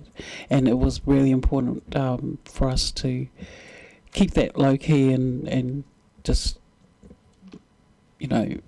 not be sensationalist or anything about it while we're trying to do a long-term solution. So hopefully that works in with Mr Mayor's plans. Kia ora. I'm going to put the motion. All those in favour, please say aye. Aye. Against, abstentions. Thank you, the motion is carried. We're on to item number 9, the Destination Playground Stage 2 feedback from the community engagement on design concepts. The Parks and Rec report summarises the feedback received from Stage 2 of the Destination Playgrounds engagement process and includes 3 concept designs for Marlow Park, Woodhall Gardens and the Mosgiel Memorial Garden. An options report will be presented to Council in time for the 9-year plan 2025 to 2034. Mr Heath Ellis, Group Manager Parks and Rec, and Ms Wikaida and Mr Brentley will speak to the report. Do you have any opening comments? Thank you. Questions? Councillor Gary. Thank you, Madam Chair. Just a couple of questions. Page 41, paragraph 43, and somewhere else it mentions the misting structures, and I wondered, what are the questions about with that? Why were people querying the suitability of misting structures? That was a bit of a mystery to me.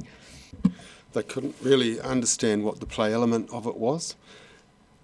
Yeah, so you know, it was more of an aesthetic thing, it seemed to be, and it was, you know, hot days, looks great, but they couldn't really see what you could do with it.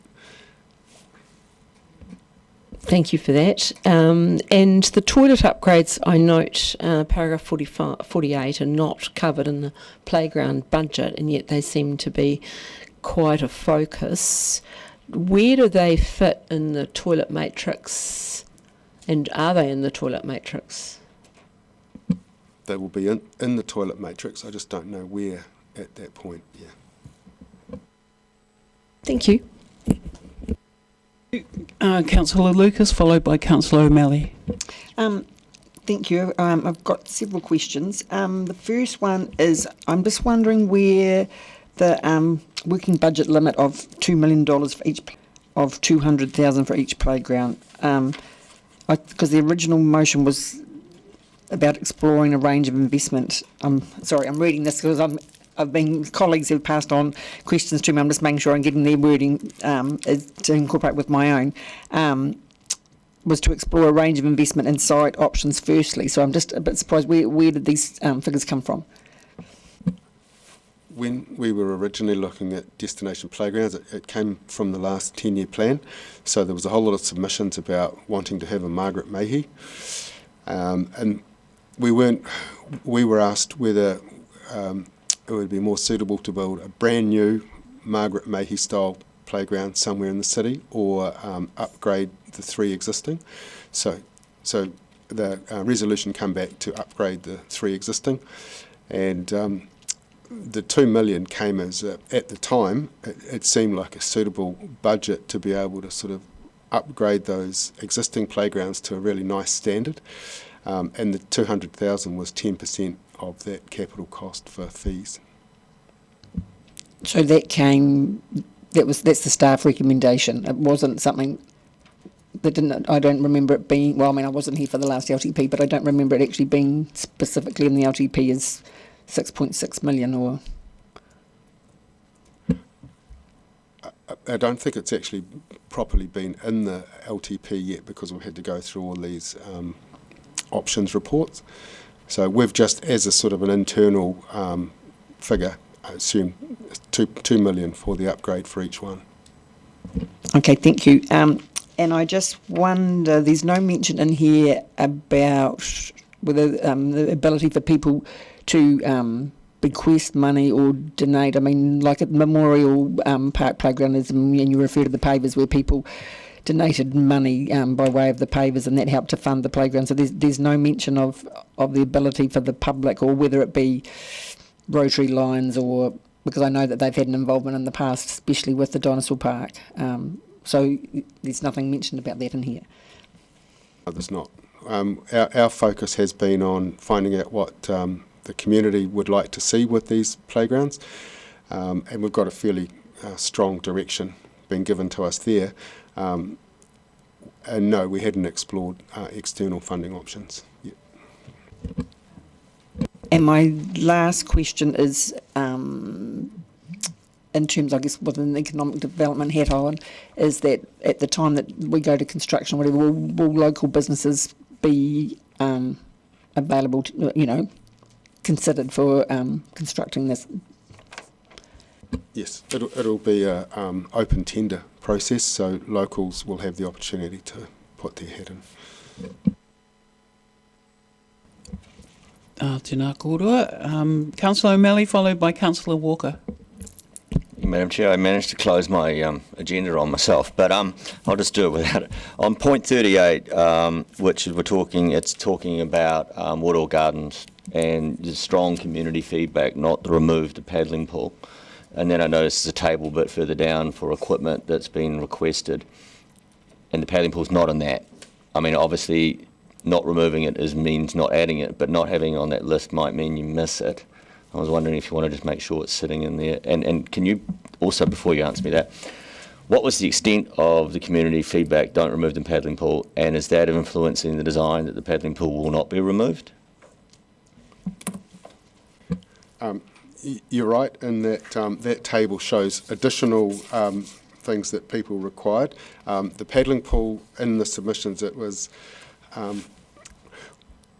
when we showed them the design, or when we showed the design, it had a whole lot of sort of more modern kind of water features. It had a interactive thing where you could sort of tip water and it flowed into a pond, and then that flowed into a channel, and that flowed into something else. What people actually wanted, they said, well, that's fine, but we still want to keep the paddling pool. And so that came through very strongly. I mean, it was, like we've said in the report, it was the most common feedback from Woodhall Gardens. The other, aspects of it, the channels and things like that, people weren't quite so keen on that. They just wanted the good old-fashioned paddling pool. We were there doing lots of engagement on site, and it is the perfect location for a paddling pool. It's there's the trees there, shelter everything. The day wasn't a particularly good one, but at that local place there was no wind at all, and there was lots of families really enjoying it. So I think that comes through. And the other feedback we get all the time is that generations of families have been there, and they all remember being in that pool. So that came through really strongly. Yeah, and that's how I managed to shut myself out of my own agenda, because I was trying to find the February 22nd council meeting, because I think that would have had the designs in there that were there, and I do remember that. So is the outcome going to be then that at the moment the paddling pool is effectively considered in the design to be retained? We can definitely look at it and bring back options. It can't stay in its current state. There's no water circulation there at all. It's not treated or anything like that. It's not fenced. There are a lot of issues with it in its current state, but we can definitely bring options back to include it in the plans. So it'd be quite good if it was included in the requests because if it's not going to be the same paddling pool, then it is actually a request for a new piece of kit. And if it's the most important community feedback item, I just would suggest potentially that it might be included in that list. So, because it would not be a good day if we go to open it and there's no paddling pool there at all. Thank you. Kia ora, Councillor Walker, followed by Councillor Gilbert, and then Councillor Gary. Thank you. Nothing like a misting device during a raging southerly in the middle of July, eh? My question, I've got 2 points. Firstly, I'll come back to the second one about the long-term plan fight money. But firstly, from reading this, and correct me if I'm wrong, am I incorrect in thinking that the primary feedback was the fact that designs just don't have enough equipment? And if that is the case, and you're nodding, that obviously has consequences for us, because the revised plans will have a costing implication going forward. I love the nodding. Second, a question, and I don't know who wants this one, and I suspect from the previous answer I'm wrong on this, but I was under the understanding that the long-term plan did have a budget line for destination playgrounds. Can somebody confirm if that is the case or not? Doesn't have to be now. Yeah, I've just sent an email to get confirmation after that point.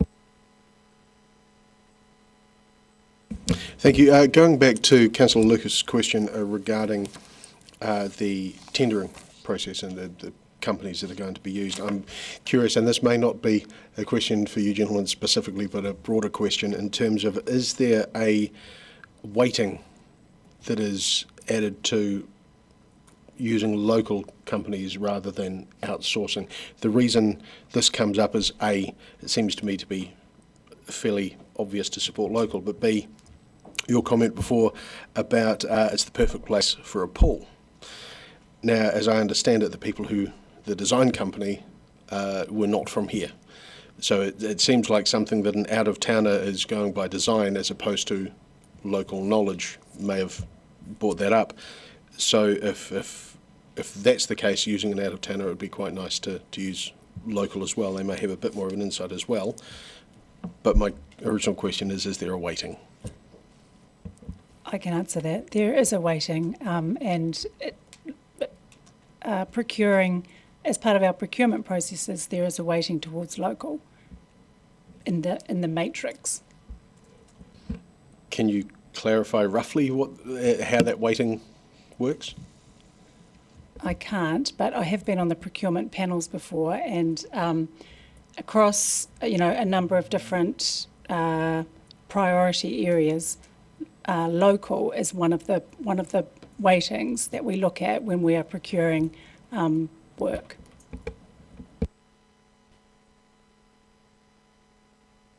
Thank you. Just going back to the response from the community around proposed equipment and the design, do you think that people generally understood the proposed play equipment? If they hadn't experienced it before, do you think they understood it? Particularly given the misting structure, I mean, I would have thought that would be pretty obvious, but what was your sense of that when you were getting responses? I think when we were on site, it was pretty obvious, there's some old-fashioned equipment, like the modules, and they have a whole lot of different things. You've got a slide coming off, a climbing net going up to it, and all those sorts of things. And what the designers have done is great from the point of view they've got a range of equipment that deals with balance, upper body strength, and all those sorts of things. And so all of the skill attributes are all in these playgrounds now, and some of them quite sophisticated. But when you're actually on site, these playgrounds are so popular that you see people queuing up to use the slide now. And I just don't think that the volume of people had been factored in so much.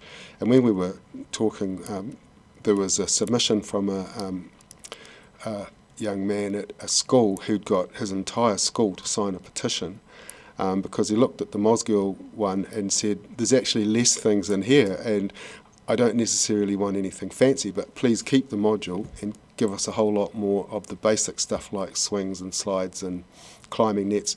There was people, who wanted more challenging things for the older kids, and so there was in the design. There's a lot of space for free play, throwing a frisbee, kicking a ball, that sort of thing. But when you actually got down to it and started talking to the people actually in the playgrounds, they wanted more equipment, and they really like the modules.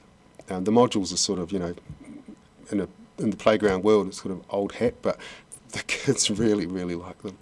So can I take from that you were talking to the children at the playgrounds who are very clear? And I always remember one coming to an annual plan or long-term plan a couple of years ago with a design. So they know what they want.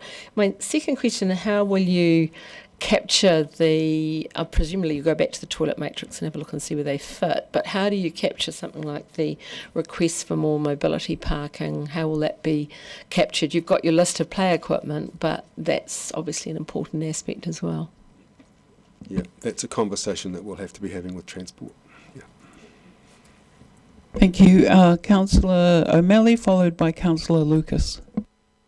Madam Chair, actually, was following on from Councillor Gary's question and actually your answer about the children and the petition, because I'm remembering them at Dunedin North Intermediate set up their playgrounds. The board came up with a design and the kids completely rejected it.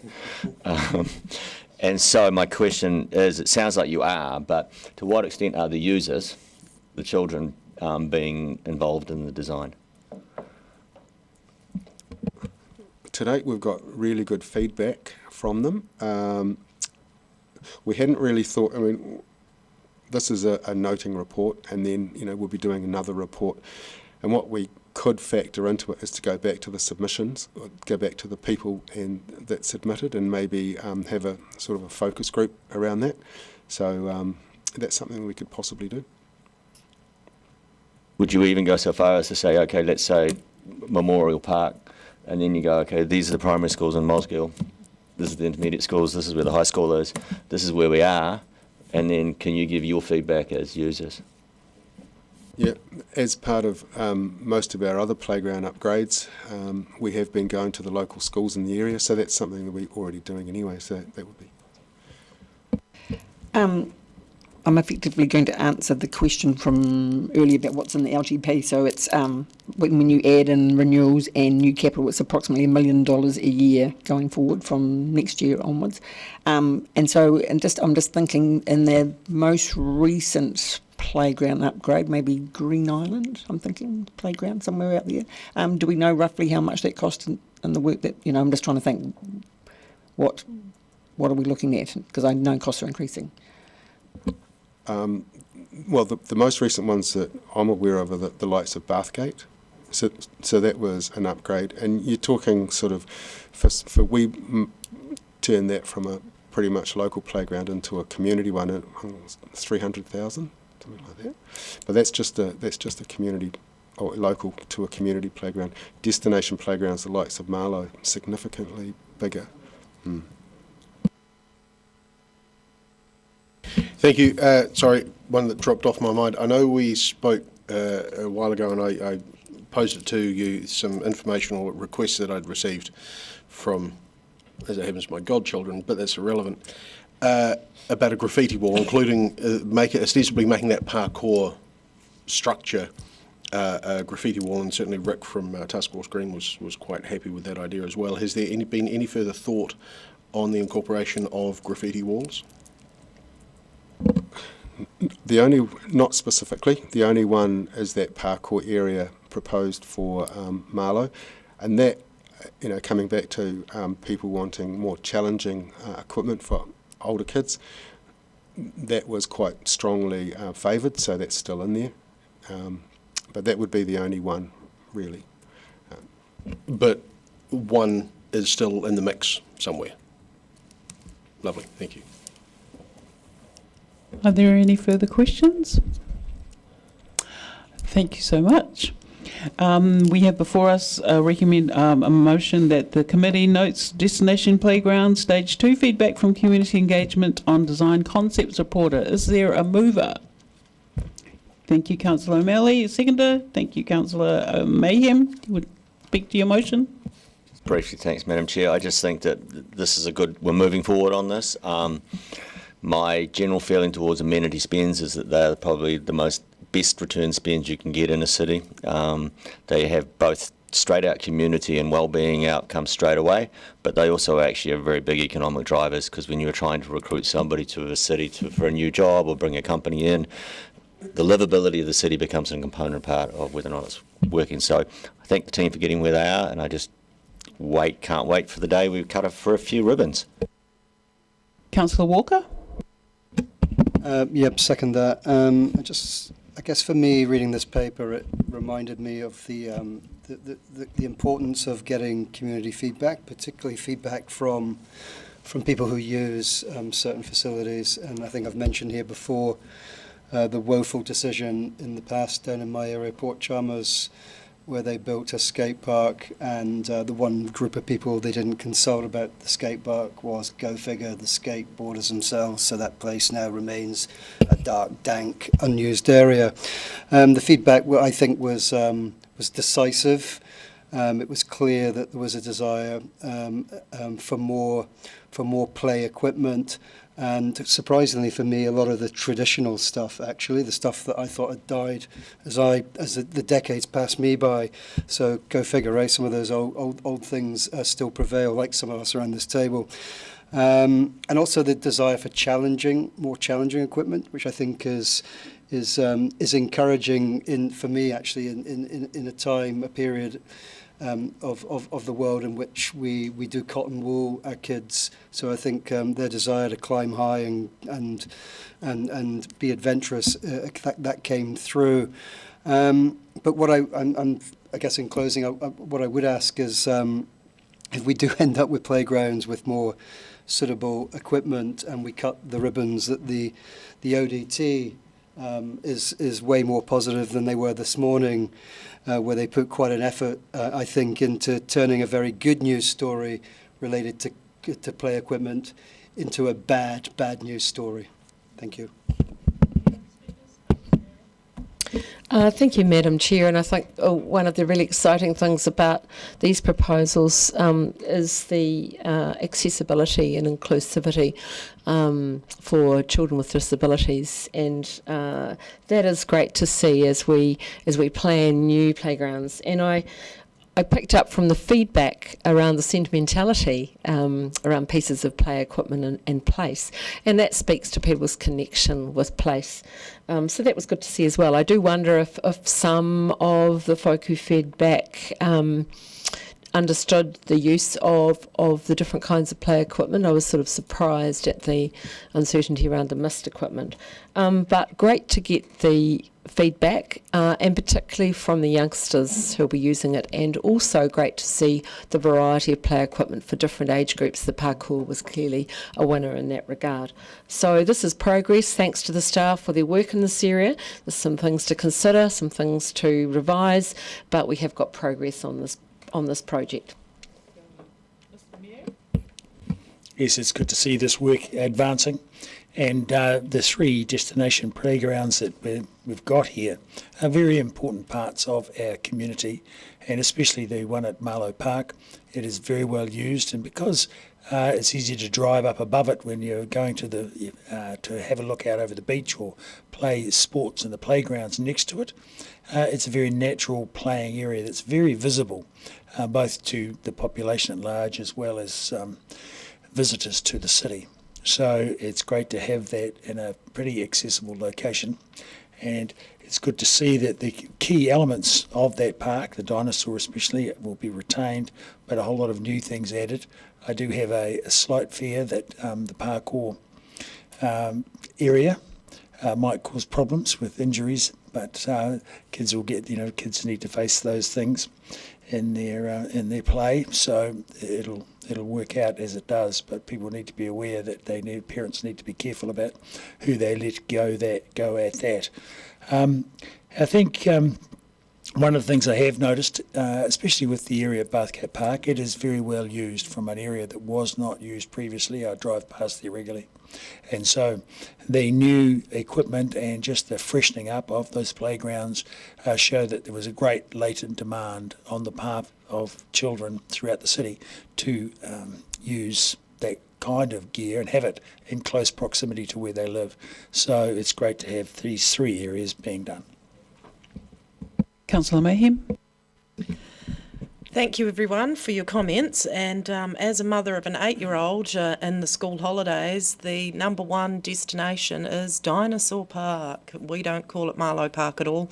And one thing I noticed was how particularly tired and shabby the paintwork is on everything. And for me, these upgrades can't come fast enough. And I wondered about the slide, the iconic dinosaur slide, since it is going to be retained. Why don't we paint it now? Why wait? We could make a start. Imagine. Any further speakers?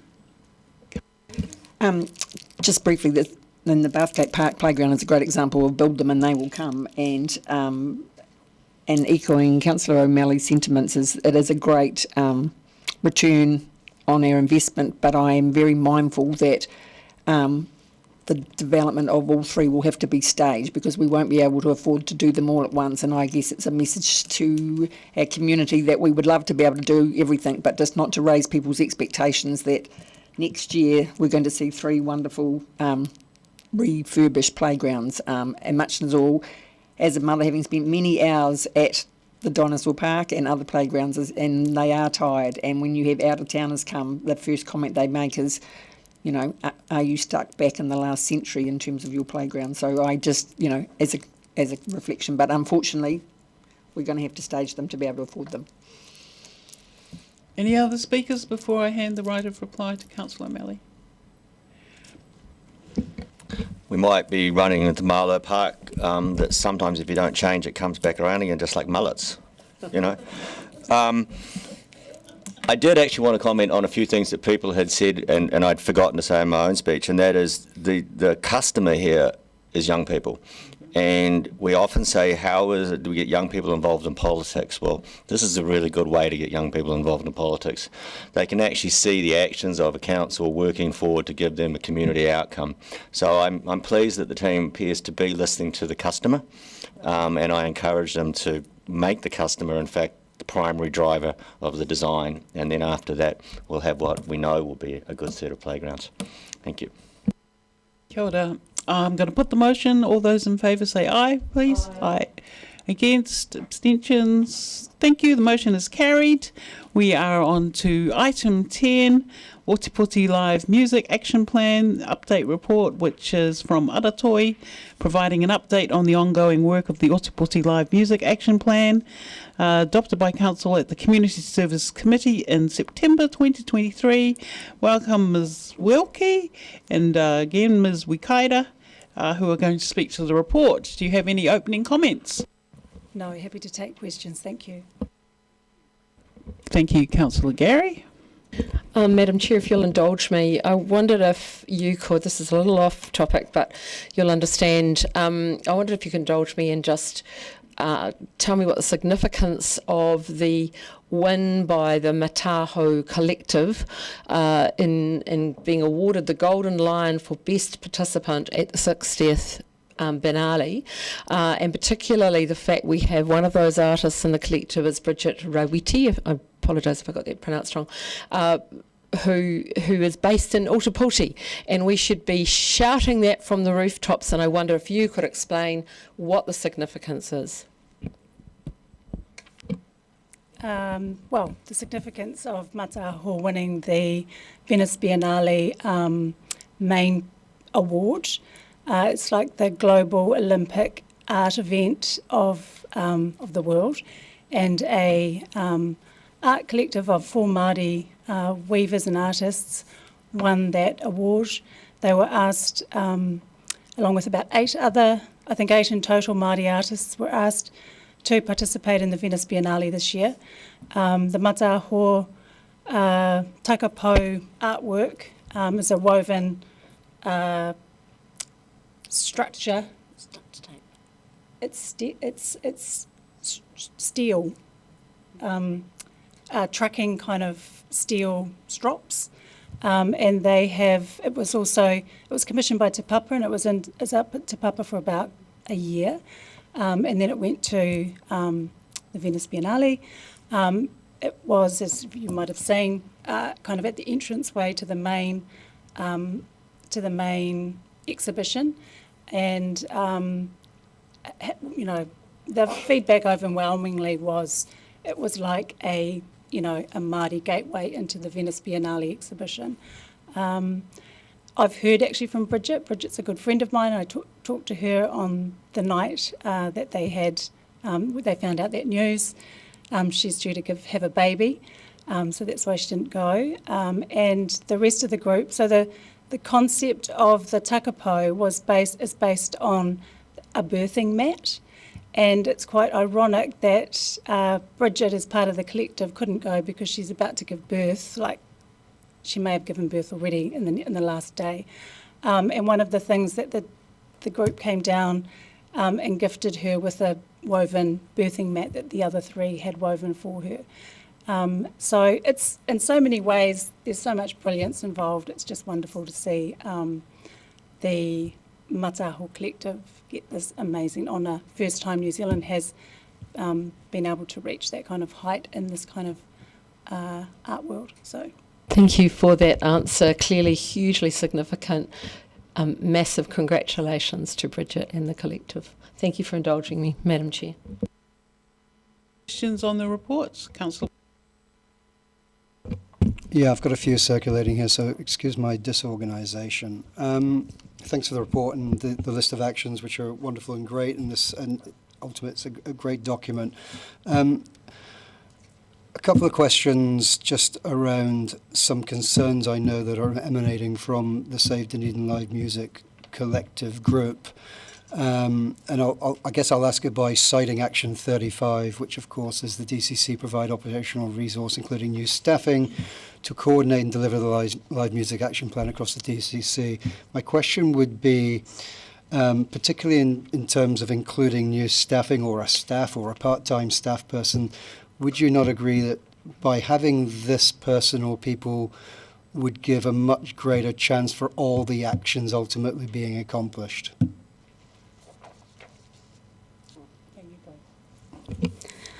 Yes, I mean, I would agree that is the case, and the Ōtepoti Live Music Investment Plan will be coming to council as part of the annual 9-year plan. As part of the 9-year plan. We are, of course, very aware of the constraints on any new staffing at the moment, and what is expected of the operational resource is that they would lead a lot of the scoping and investigative work which is required for some of the larger plans, which will likely then require additional investment, financial investment, and they're sort of phased over a number of years. Thank you, and you've just confirmed everything new. So it goes back to that question of delaying, obviously, the 10-year plan to a 9-year plan, which, of course, is another year for this, for the music business or industry in this city that is struggling. I'm going to ask you, I was going to bring this up in speeches, and I think it's unfair, so I'm going to ask it as a question. And I'm going to read it because I wrote it down as I came in this morning. Having recently spoken to some representatives of the SDLM group, I get the sense that they were very happy with the work of Jeanette, but have been frustrated since then by delays, limited communication, and lack of enthusiasm for the plan. How would you respond to that? I can respond to that by saying it is important to note that Save Dunedin Live Music is one part of a very large music community, which involves everything from Kapahaka to Pacifica Performance Groups to the DSO. One of the things is that a lot of the work that has been done, which does exist, if you look at number 19, is ongoing business as usual. And so that is going, and it is directly linked to actions within the implementation plan. Because of the required phasing in or support for operational resources, there is nothing to report on those larger pieces of work because there are no resources yet to have it done, and they're not actually scheduled to be done, as you can see in the implementation plan, until 24-25 at the very earliest. Can I just add that so one of the things that we have intentionally done with this plan is to ensure that it's sustainable because we don't have all the resources. And so we have, where we can, ensured that some of the existing implementation points can be incorporated into business as usual so that we can just keep moving and it doesn't have to stop and wait for it to be implemented as part of the 9-year plan. That was part of the planning of the document prior to knowing what was going to happen with the 9-year plan. So that was always going to be in there. Kind of a period where we would need to continue to work with the community. There are some things that we could integrate as business as usual. There are some things that we need to identify that we would need more resource for, and there are some things that we can start to work across the organisation where other parts of the organisation can pick up those pieces of work and not sit with creative partnerships. So that's built into the implementation plan, and I completely understand part of the community's frustration that they've been working on this document with us for a long time. We finally got to the point where it's live, but we are still kind of baby steps as we move forward, and I get that. But like I said, even if we had the resource, we're not ready for it completely. Even if we had a person that we could employ to do into this program of work, there is still quite a lot of scoping that needs to happen, to get a person integrated in and to move that forward. And so it's always been designed within the first year to 18 months that there needs to be a period to kind of work out how to implement all of the actions. Some of them, as mentioned in the report, have already been implemented. Some of them are beginning to be integrated into business as usual, but absolutely do understand that particular community's frustration. They've been working on this for a very long time. Yeah, thank you. And don't get me wrong, I'm not trying to undermine anyone, because I think everyone agrees getting to this point has been a wonderful thing. But I think, wouldn't you agree, it's incumbent on us as governors to make sure that we avoid a situation that we have done previously for many things, of creating a great document, all being proud of it, patting ourselves on the back, and then letting it sit on a shelf and gather dust. I think we should all agree. Can we not agree that we want to avoid that? And how we get there is also a question for us. Yes. Okay, and I'll say what else I've got for speeches. Kia ora. Councillor Gary, followed by Councillor Mayhem. Thank you, Madam Chair. Couple of questions. One is around, what is an entertainment box? Action 13. I just didn't know what that meant.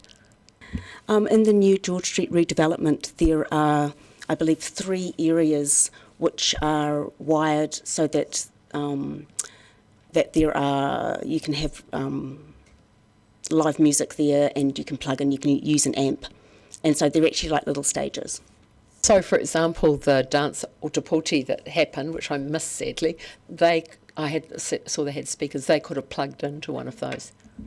They could have plugged in, or if there were to be an event celebrating George Street, people could book the space and you could have a concert. Wonderful, got you.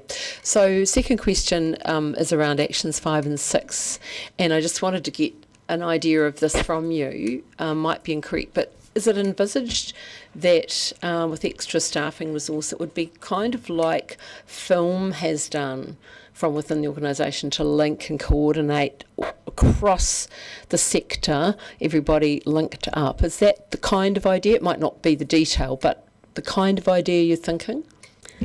These are actually being worked on at the moment, and we have some small budget pending approval, of course, through the annual plan to hopefully start actually implementing these in the 24-25 financial year. One of them is looking at running sort of mentoring, and the other one is looking at working with existing recording studios and seeing how we can support them, provide ease of access for young musicians, whether that's been with open days or weekends where people can come in and actually learn how to do the tech and things like that. And so it's facilitating actually those professional skills that young people need in particular to actually go ahead and be able to do their mahi. Sorry, and I would just add that you're right. It is based on the same kind of model, and Anthony Decker has been involved in this work previously and ongoing. So yes, So we've got that successful model and we're using that again. That's wonderful about connection. I think that's everything from me. Thank you. And Councillor Gary has touched on a couple of my questions. Action 13, the entertainment boxes. I was just wondering about, and I'm hoping that buskers will be able to use those stage spaces even without amplification. I'm wondering about the recent ban of buskers in Albion Place. Do you know about that? I'll speak to your first part of your comment. Yes, we certainly hope that street performance will be able to take place on the entertainment boxes, and we're actually working with regulatory to look at consulting broadly, I believe from the end of May through June, to look at the conditions for street performance in the central city, and looking at how best to utilise those boxes, whether they are, because at the moment the conditions actually prohibit any form of amplification unless it's an event, but then you have to look at, if you book the space, does it then become an event at which you can use amplification, or are you performing on the street and then you're not allowed to use amplification? So that is a piece of work that's upcoming. With regards to Albion Place, that has been a space that's been a bone of contention for some time with the business owners there. And if you actually look at the conditions, busking or street performance in that area is actually in breach of the conditions because there's not enough space. It's actually, you are expected to leave, I believe it's 3 metres or 2.5 6 metres in order for people to get past safely, people on mobility scooters or with limited visibility, and that was, so any busking there was actually in breach of the conditions, and so it's actually, they have been trying really hard to take a softly approach, and we've worked with noise control and with regulatory to get people down there speaking personally to the performers, and recommending that they use the now much larger and fantastic spaces on George Street if they wish to perform. So following on from that, booking the entertainment boxes, would that possibly be a system like how you would book the Octagon, upper, lower, Macmillan Pavilion, just through sports booking or something? We haven't thought, or that is one model, and we are looking at doing something similar for that, and that will be something we'll certainly take into consideration when we do the conditions of street performance review. Thank you. So there's a whole series of actions here, item 13, actions 3 to 35, and it says they will require future investment. So these series of actions, are they in chronological order in which they will occur, or I'm just asking about the number system, because I see, right at the bottom there is creating an entertainment precinct. What I'm angling at is there's some priority things for me around protecting our live music space, and I'd want to see those actions elevated, especially, like if people are moving into the city knowing that this is an entertainment precinct, and to expect to be entertained of a night time, so that we're not going to incur those noise control issues that the bands and performers have faced. The numbering system is not chronological. If you look in the implementation plan that I believe was attached, there is a timeline, an anticipated timeline, so that is so you'll see here it goes up to 25, 26, so it sort of indicates where or how each one of these actions will be phased, and certainly something like the entertainment precinct, we spoke at length with city development, and of course that has major implications for any city development planning, and that would be more than likely to take a number of years. And just one more thing on the actions 28, a dedicated rehearsal and teaching space. Oh, sorry, 2 more things. I've got recording studio here too. So I'm thinking the new library facility in South Dunedin, which could be up and running in a year's time. And so will that be an area of focus around our creative communities? Yes, it will be an area of focus for our creative communities. It will be a community hub, as well as having a recording studio. And there's a lot of work going on at the moment around all of that, because of course it will be up and running in a year's time.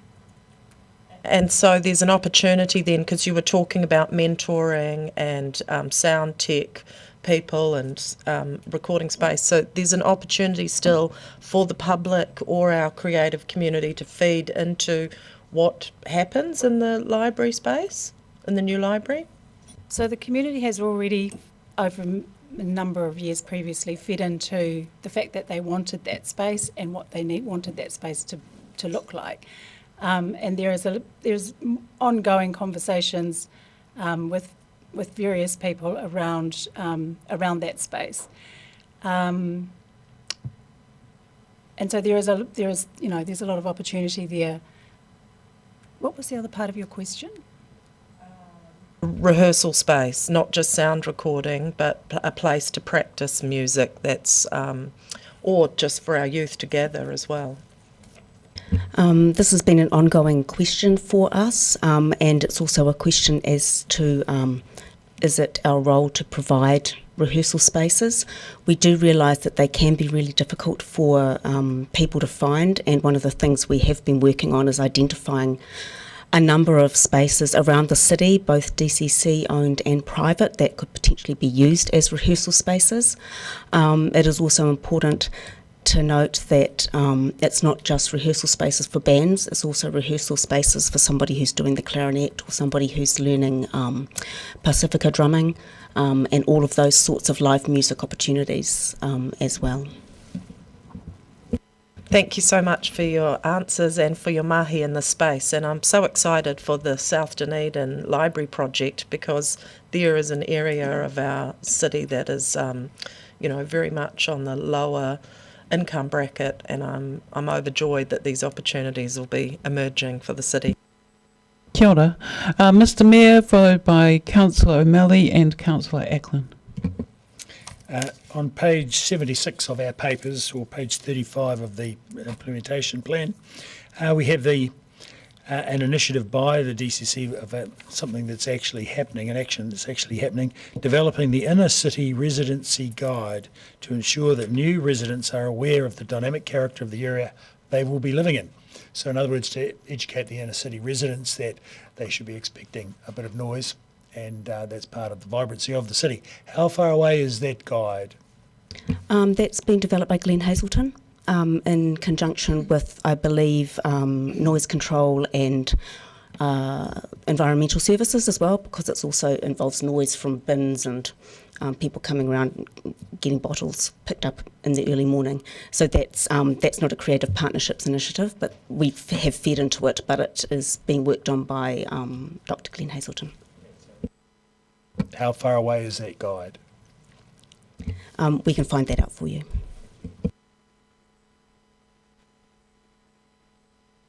Thank you very much. Page 79 on that implementation is managing noise and variation 3 of the district plan, and it says review the acoustic installation requirements of the 2GP. Is that all variation 3 is going to be confined to? I believe you'd probably have to ask Paul Freeman about that, or the city development. In terms of noise control, I believe that's the only thing that has been able to go into the variation, into the 2GP at the moment. Anything else would need to go through the longer consultation process, or the longer process to actually get it approved to even go into the 2GP. Well, variation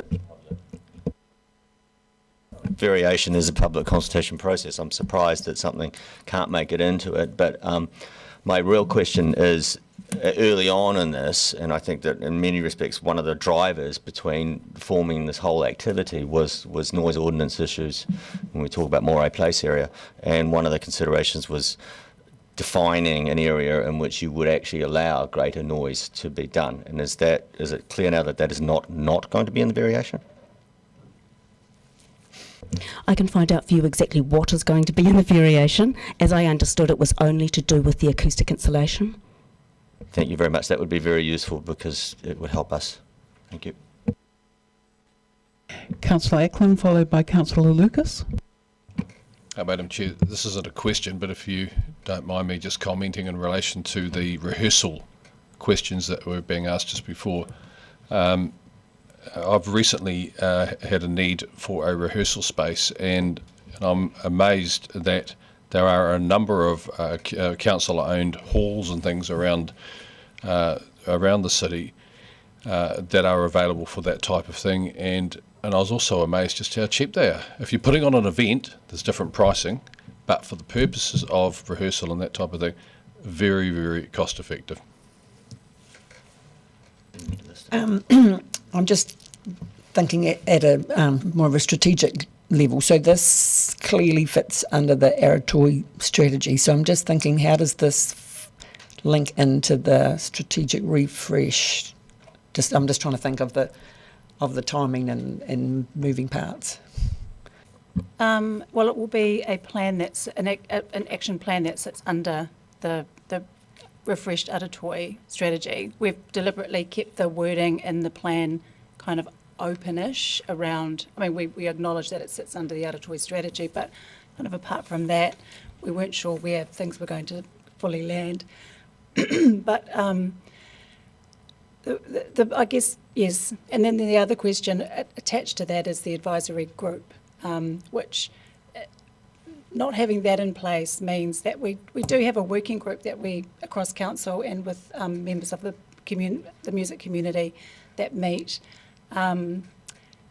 But, you know, it's a working group, and until we have the advisory group set up, which will have some kind of framework that will fall out of work that's happening at the moment in council, it still is just that working group that's moving things that's along. Sorry. Thank you. And I guess as part of that strategic refresh, the priorities in terms of the whole cultural community sector will be worked out and addressed then. Yeah. Yes, they will.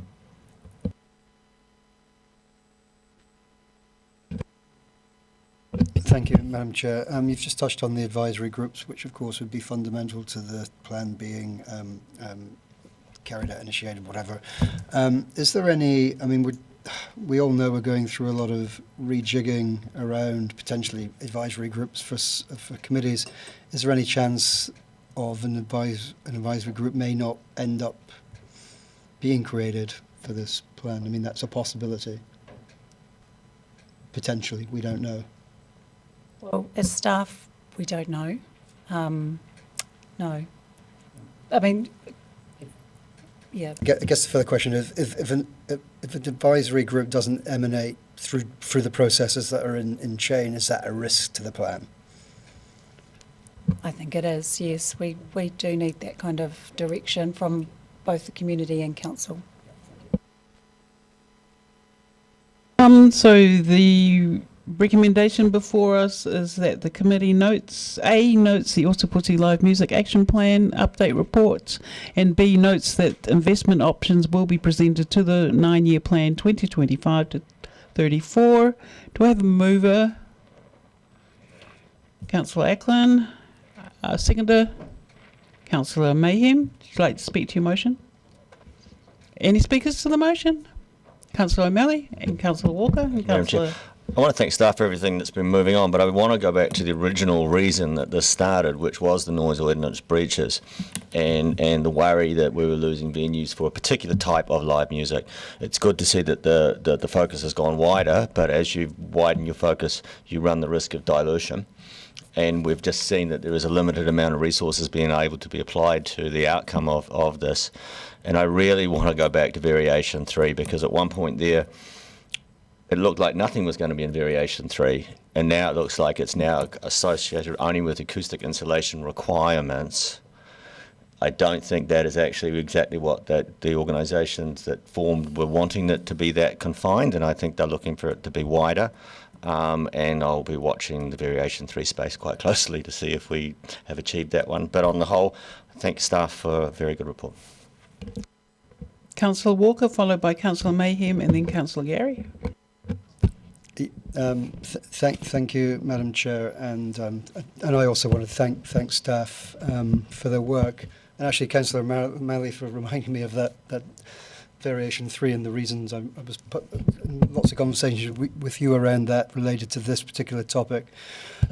Listen, I understand the constraints, and we all do actually financially and resource-wise, but I think we should be really cautious here about resting on our laurels and patting ourselves on the back related to what is an excellent plan. Actually, it's really well written, it's really well thought out, and I think particular thanks actually go to Jeanette Wikaira for gaining the trust. I don't know if many of you are aware what she went through actually to gain the trust of a large group of musical professionals with very divergent views. It's a task I was involved on the periphery, but I wouldn't have wanted to have the task she was charged with. Action 35 to me is really key. The DCC is to provide operational resource, including new staffing, to coordinate and deliver the live music action plan across the DCC. And to me, unless we focus on this, and you know, we resource lots of things, and if we've got the will, we can do this. And if we don't do it, many of the actions in the plan, for me, are at absolute risk of just gathering dust. And I mean, I don't think anyone's going to disagree with that. To me, if we don't resource this, it's a wee bit like a collective of football players who don't have a manager to corral everyone and form a well-functioning team. Well, that probably doesn't apply to my own team, but it really is fundamental. Shouldn't have mentioned football. And page 53, point 16 states further decisions on the establishment of a government group for action plan will be considered following a future council decision recommending a preferred government's approach for strategies and plans. And I mean, that's all great, but it's all very distant and it's very vague. And I'll actually defer back to something Councillor Ackland said on a previous item. Let's don't just talk about it. Let's get on and do something. The Save Dunedin Live music group, I know many of them well. They talk to me often.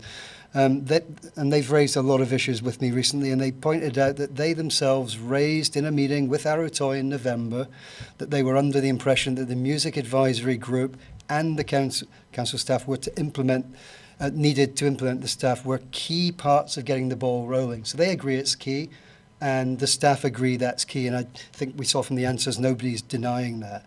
So again, it comes back to us, and it might be something we need to do through the AP process in terms of looking to try and resource this. And I mean, the answer I've been getting, and we've had it for other things, the implementation of this plan at the moment, I think the suggestion is that it's going to be implemented by using existing staff resources within Arotoy. I just think that's a red flag. I think it's a warning, and it's a bit of a red flag. And the reason I asked the very last question is there a risk that the music advisory group itself may not end up being formed just due to internal changes? I think it was made clear that's a possibility, and that creates yet another risk. And I'll just reiterate what I asked earlier as my first question. I'm cognizant of the time running down.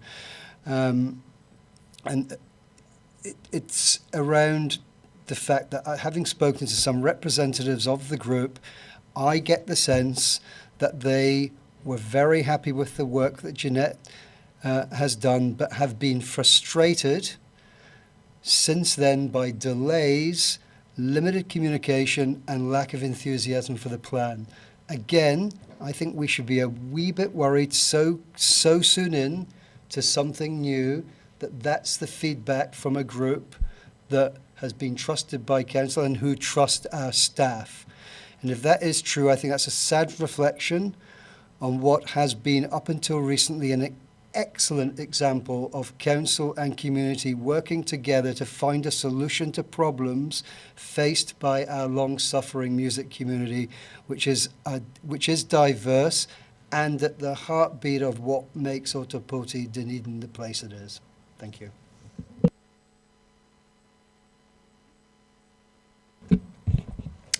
Thank you so much. The wheels of progress turn painfully slowly, and I feel the frustration that the live music community has. But so many aspects of this plan can't be implemented because they're unfunded.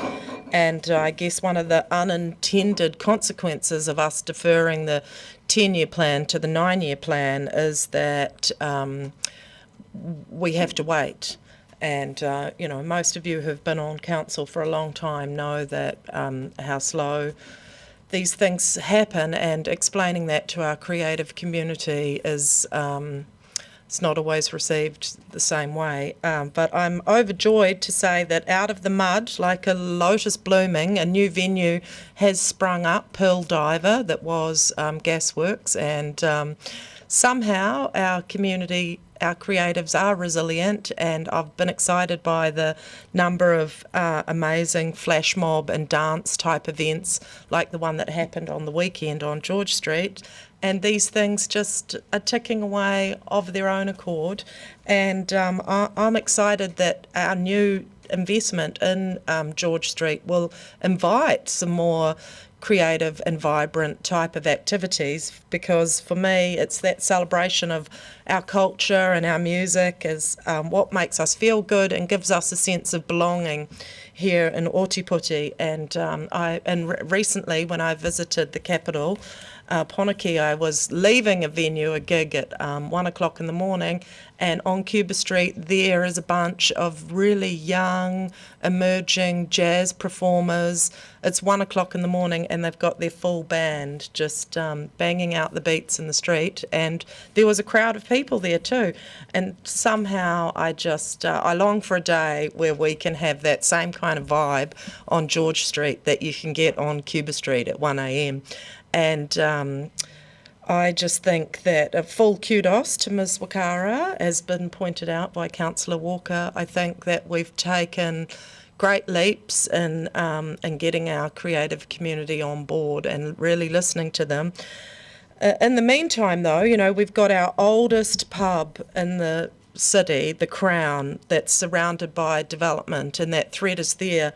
I'm just wanting something more in Variation 3, not just the acoustic insulation requirements, but perhaps that new inner city residency guide is going to be a key to making sure that we get that sense of the new creative precinct, you know, where we expect that there will be entertainment and noise in our inner city. So plan for noise. We'll just keep on keeping on with this. Kia ora. Thank you, Madam Chair. As I've been sitting here this morning and also yesterday, I've been reflecting on the unintended consequence of the decision that we made around doing an annual plan and then a 9-year plan. Under normal circumstances, we would be in the midst of the long-term plan, and much of this would be being considered, and that's been referred to multiple times over the last 2 days. And so it is frustrating. And then there's a strategic refresh, which we haven't finished yet. And so there's some things on us where we're going to have to make decisions around investment and so forth. I do take hope in the fact that we have a model already for how this can work in terms of our connecting the community and progressing some of these once we've made a decision to resource and staff it, and that model is how we've dealt with film in the city and the positive effects we've had there. As in any community, be it sporting or artistic, there are a variety of opinions and perspectives, and in the live music scene, there are certainly many of those. The music that my daughter enjoys is not the same necessarily as the music that I enjoy. But one thing I do know is that we have world-class musicians here, and I've often noted when I go to the jazz club, jazz is my particular fave, I'm transported into other places I've been listening to jazz in the world. And so that's a real strength of the city. It's hard for our community to understand these delays in the normal sense, and this extra delay is really stressing people out. In all sorts of areas and sectors in the city, they just don't understand why everything takes so long. So kia kaha to our staff, our Aratoi staff, who work really hard in this area. Thank you to you and to Ms Wikairi for your mahi in this area. It's a great plan. It's not happening quickly enough, but there's all sorts of reasons for that. We need to keep on with the work. And as councillors, when we come to make the decision, let's remember this discussion. Thank you. Yeah, I think there's a couple of significant things in the papers here. First of those is that the 2GP supports the vibrancy of the central business district by promoting a hub for social interaction in this area. Noise limits are sufficiently high for music venues to operate and are consistent with practices in other parts of New Zealand. So the sound levels are high enough. The critical thing is that people who live in that area do not understand that. They're not aware. So having this inner city residency guide and delivering that to all of the people who are within the area so that they have a better understanding of the area in which they live will be very helpful to get that, realised and appreciated. Because what we had a significant problem in the past with someone who'd moved to the area and had no idea and then created a great furore over really what was a misunderstanding as to where the heck they were. And, this is something that happens in all parts of the world. People need to be aware of where that such, decent volumes of music are allowable and acceptable and expected in the inner city of a vibrant place like Ōripuri, Dunedin. And the other thing that we're doing is reviewing the acoustic insulation requirements in the 2GP, and that's in particular for, through Variation 3, but in particular for residents within a particular building, so that someone within a building is not so much affected by other residents in the building. But also sound coming out and sound coming in. So we are taking some action. We have got the South Dunedin Music Hub, which will provide a recording studio and some practice venues. But as we heard from Councillor Acton, there are practice venues available, rehearsal venues available as supplied by DCC actually throughout the city. And naturally we could want more. But I think just getting people to appreciate that live music is accepted and welcome in the inner city will make a significant difference. And then the demand for that music, I think, will rise. I encountered live music at a venue last night, much to my surprise. I didn't expect to find it there, and it was great to be able to enjoy it while I was there. So I think there is a lot of enthusiasm amongst practitioners for live music in Dunedin, and as the appreciation by residents in particular, but also the public at large for having live music in the inner city, venue owners that are particularly currently providing a different mix of services and facilities to their patrons will be more inclined to take up live music as an added method of entertaining their customers and bringing more in the door. So I certainly hope that's what happens. That is what happens. Thank you. Kia ora. Councillor Ackland, do you wish to exercise your right of reply? Yes, I didn't speak at the start. I will just make a few comments based on what others have said. And I'll start with Councillor O'Malley's comments in relation to the Variation 3 and the acoustic insulation factors there.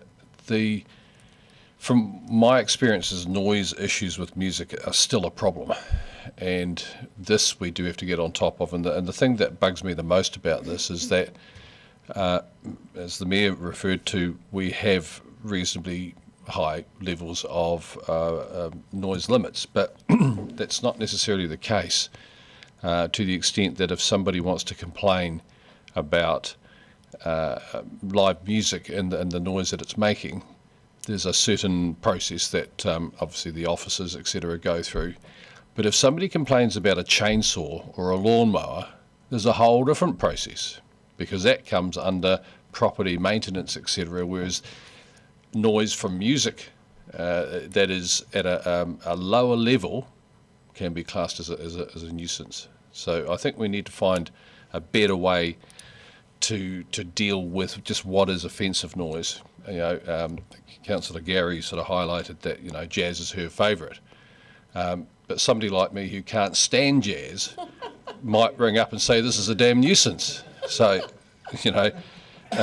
everybody has their own tastes. Councillor Walker referred to the operational resource that we need to be providing here, and I quite agree with that. But the one thing that I would also just raise quietly, gently, is that musicians also have to take control of their own journey. And that's where when we're talking about places to rehearse and so on, as staff informed us, we're not too sure whether that's our place, whether we should be providing that. And all the years that I've been involved with music, you've got to find your own practice places. You've always had to find your own practice places. Normally it was done in your parents' basement or something like that, which maybe isn't practical these days, and obviously for adult musicians that are wanting to get stuck in, they they probably don't have the space or the appropriate place to rehearse. But as I said, if you want to practice your craft and play with other people in a rehearsal environment, you've got to be prepared to put your hand in your pocket and pay what, as I said earlier, is not a huge amount of money to be able to rent a space in a decent sized space and be able to go about what it is that you want to do. So again, as Councillor Gary said, we've got decisions still to make, because this is not the long-term plan year, because of the 9-year plan coming next time round. But I think we just have to be mindful of some of the challenges and some of the expectations. And I get back to the expectations. What is practical for us to provide, and what should the music fraternity be providing, if you like, or committing to themselves, and just what are we doing in relation to allowing the noise to be such that it's not noise, it's music. And if you don't like that type of music, then sorry, tough, it's still music. So I support the noting of this report and the update, and thank you to staff for that, and look forward to seeing where we go with this down the track. Thank you. Kia ora. So I'm going to put the motion. We have the recommendation there. All those in favour, please say aye. Aye. Against? Abstentions? Thank you. The motion is carried. We're on to item 11. Are there any items for consideration by the chair? Okay, there being none. Oh, yes. Yes. Can I just flag, based on what I said earlier in relation to the housing issue? I know that the Mayor has a plan, and that's great, and I think if that comes to fruition, then that's wonderful. But if that doesn't come through for some reason, can I ask you, Madam Chair, to consider what could be brought back to this committee in relation to what is required and what's it going to cost, and I get back to the required, probably more so than the cost, because my understanding is when it comes to folk living rough, some people choose to, and they don't want to be put somewhere else. So all those things need to be considered as well. So again, if Mr Mayor's journey that he's on with this sort of doesn't deliver what we're looking for, then maybe this could be a consideration for you. Thank you. We're ending our meeting, so just like to acknowledge everyone who's been in attendance and everyone who has prepared reports for this hui, and just want to acknowledge those who may be watching the live stream, and acknowledge those who have passed, who've gone on. I'd particularly like to acknowledge the whānau of Dennis Mariu, he's passed, and all whānau who are bereaved at this time. And thank you to everyone, and we'll just go out with a closing karakia. Karakia whakamutuka, unuhia ki te uru tapunui, kia wātea, kia māma, nā kau, te tinana te wairua i te ara takatā, koia rā e roko, whaka iria ake ki luka, kia tina huie tai kie. Enjoy afternoon. I'm looking forward to lunch, which is breakfast.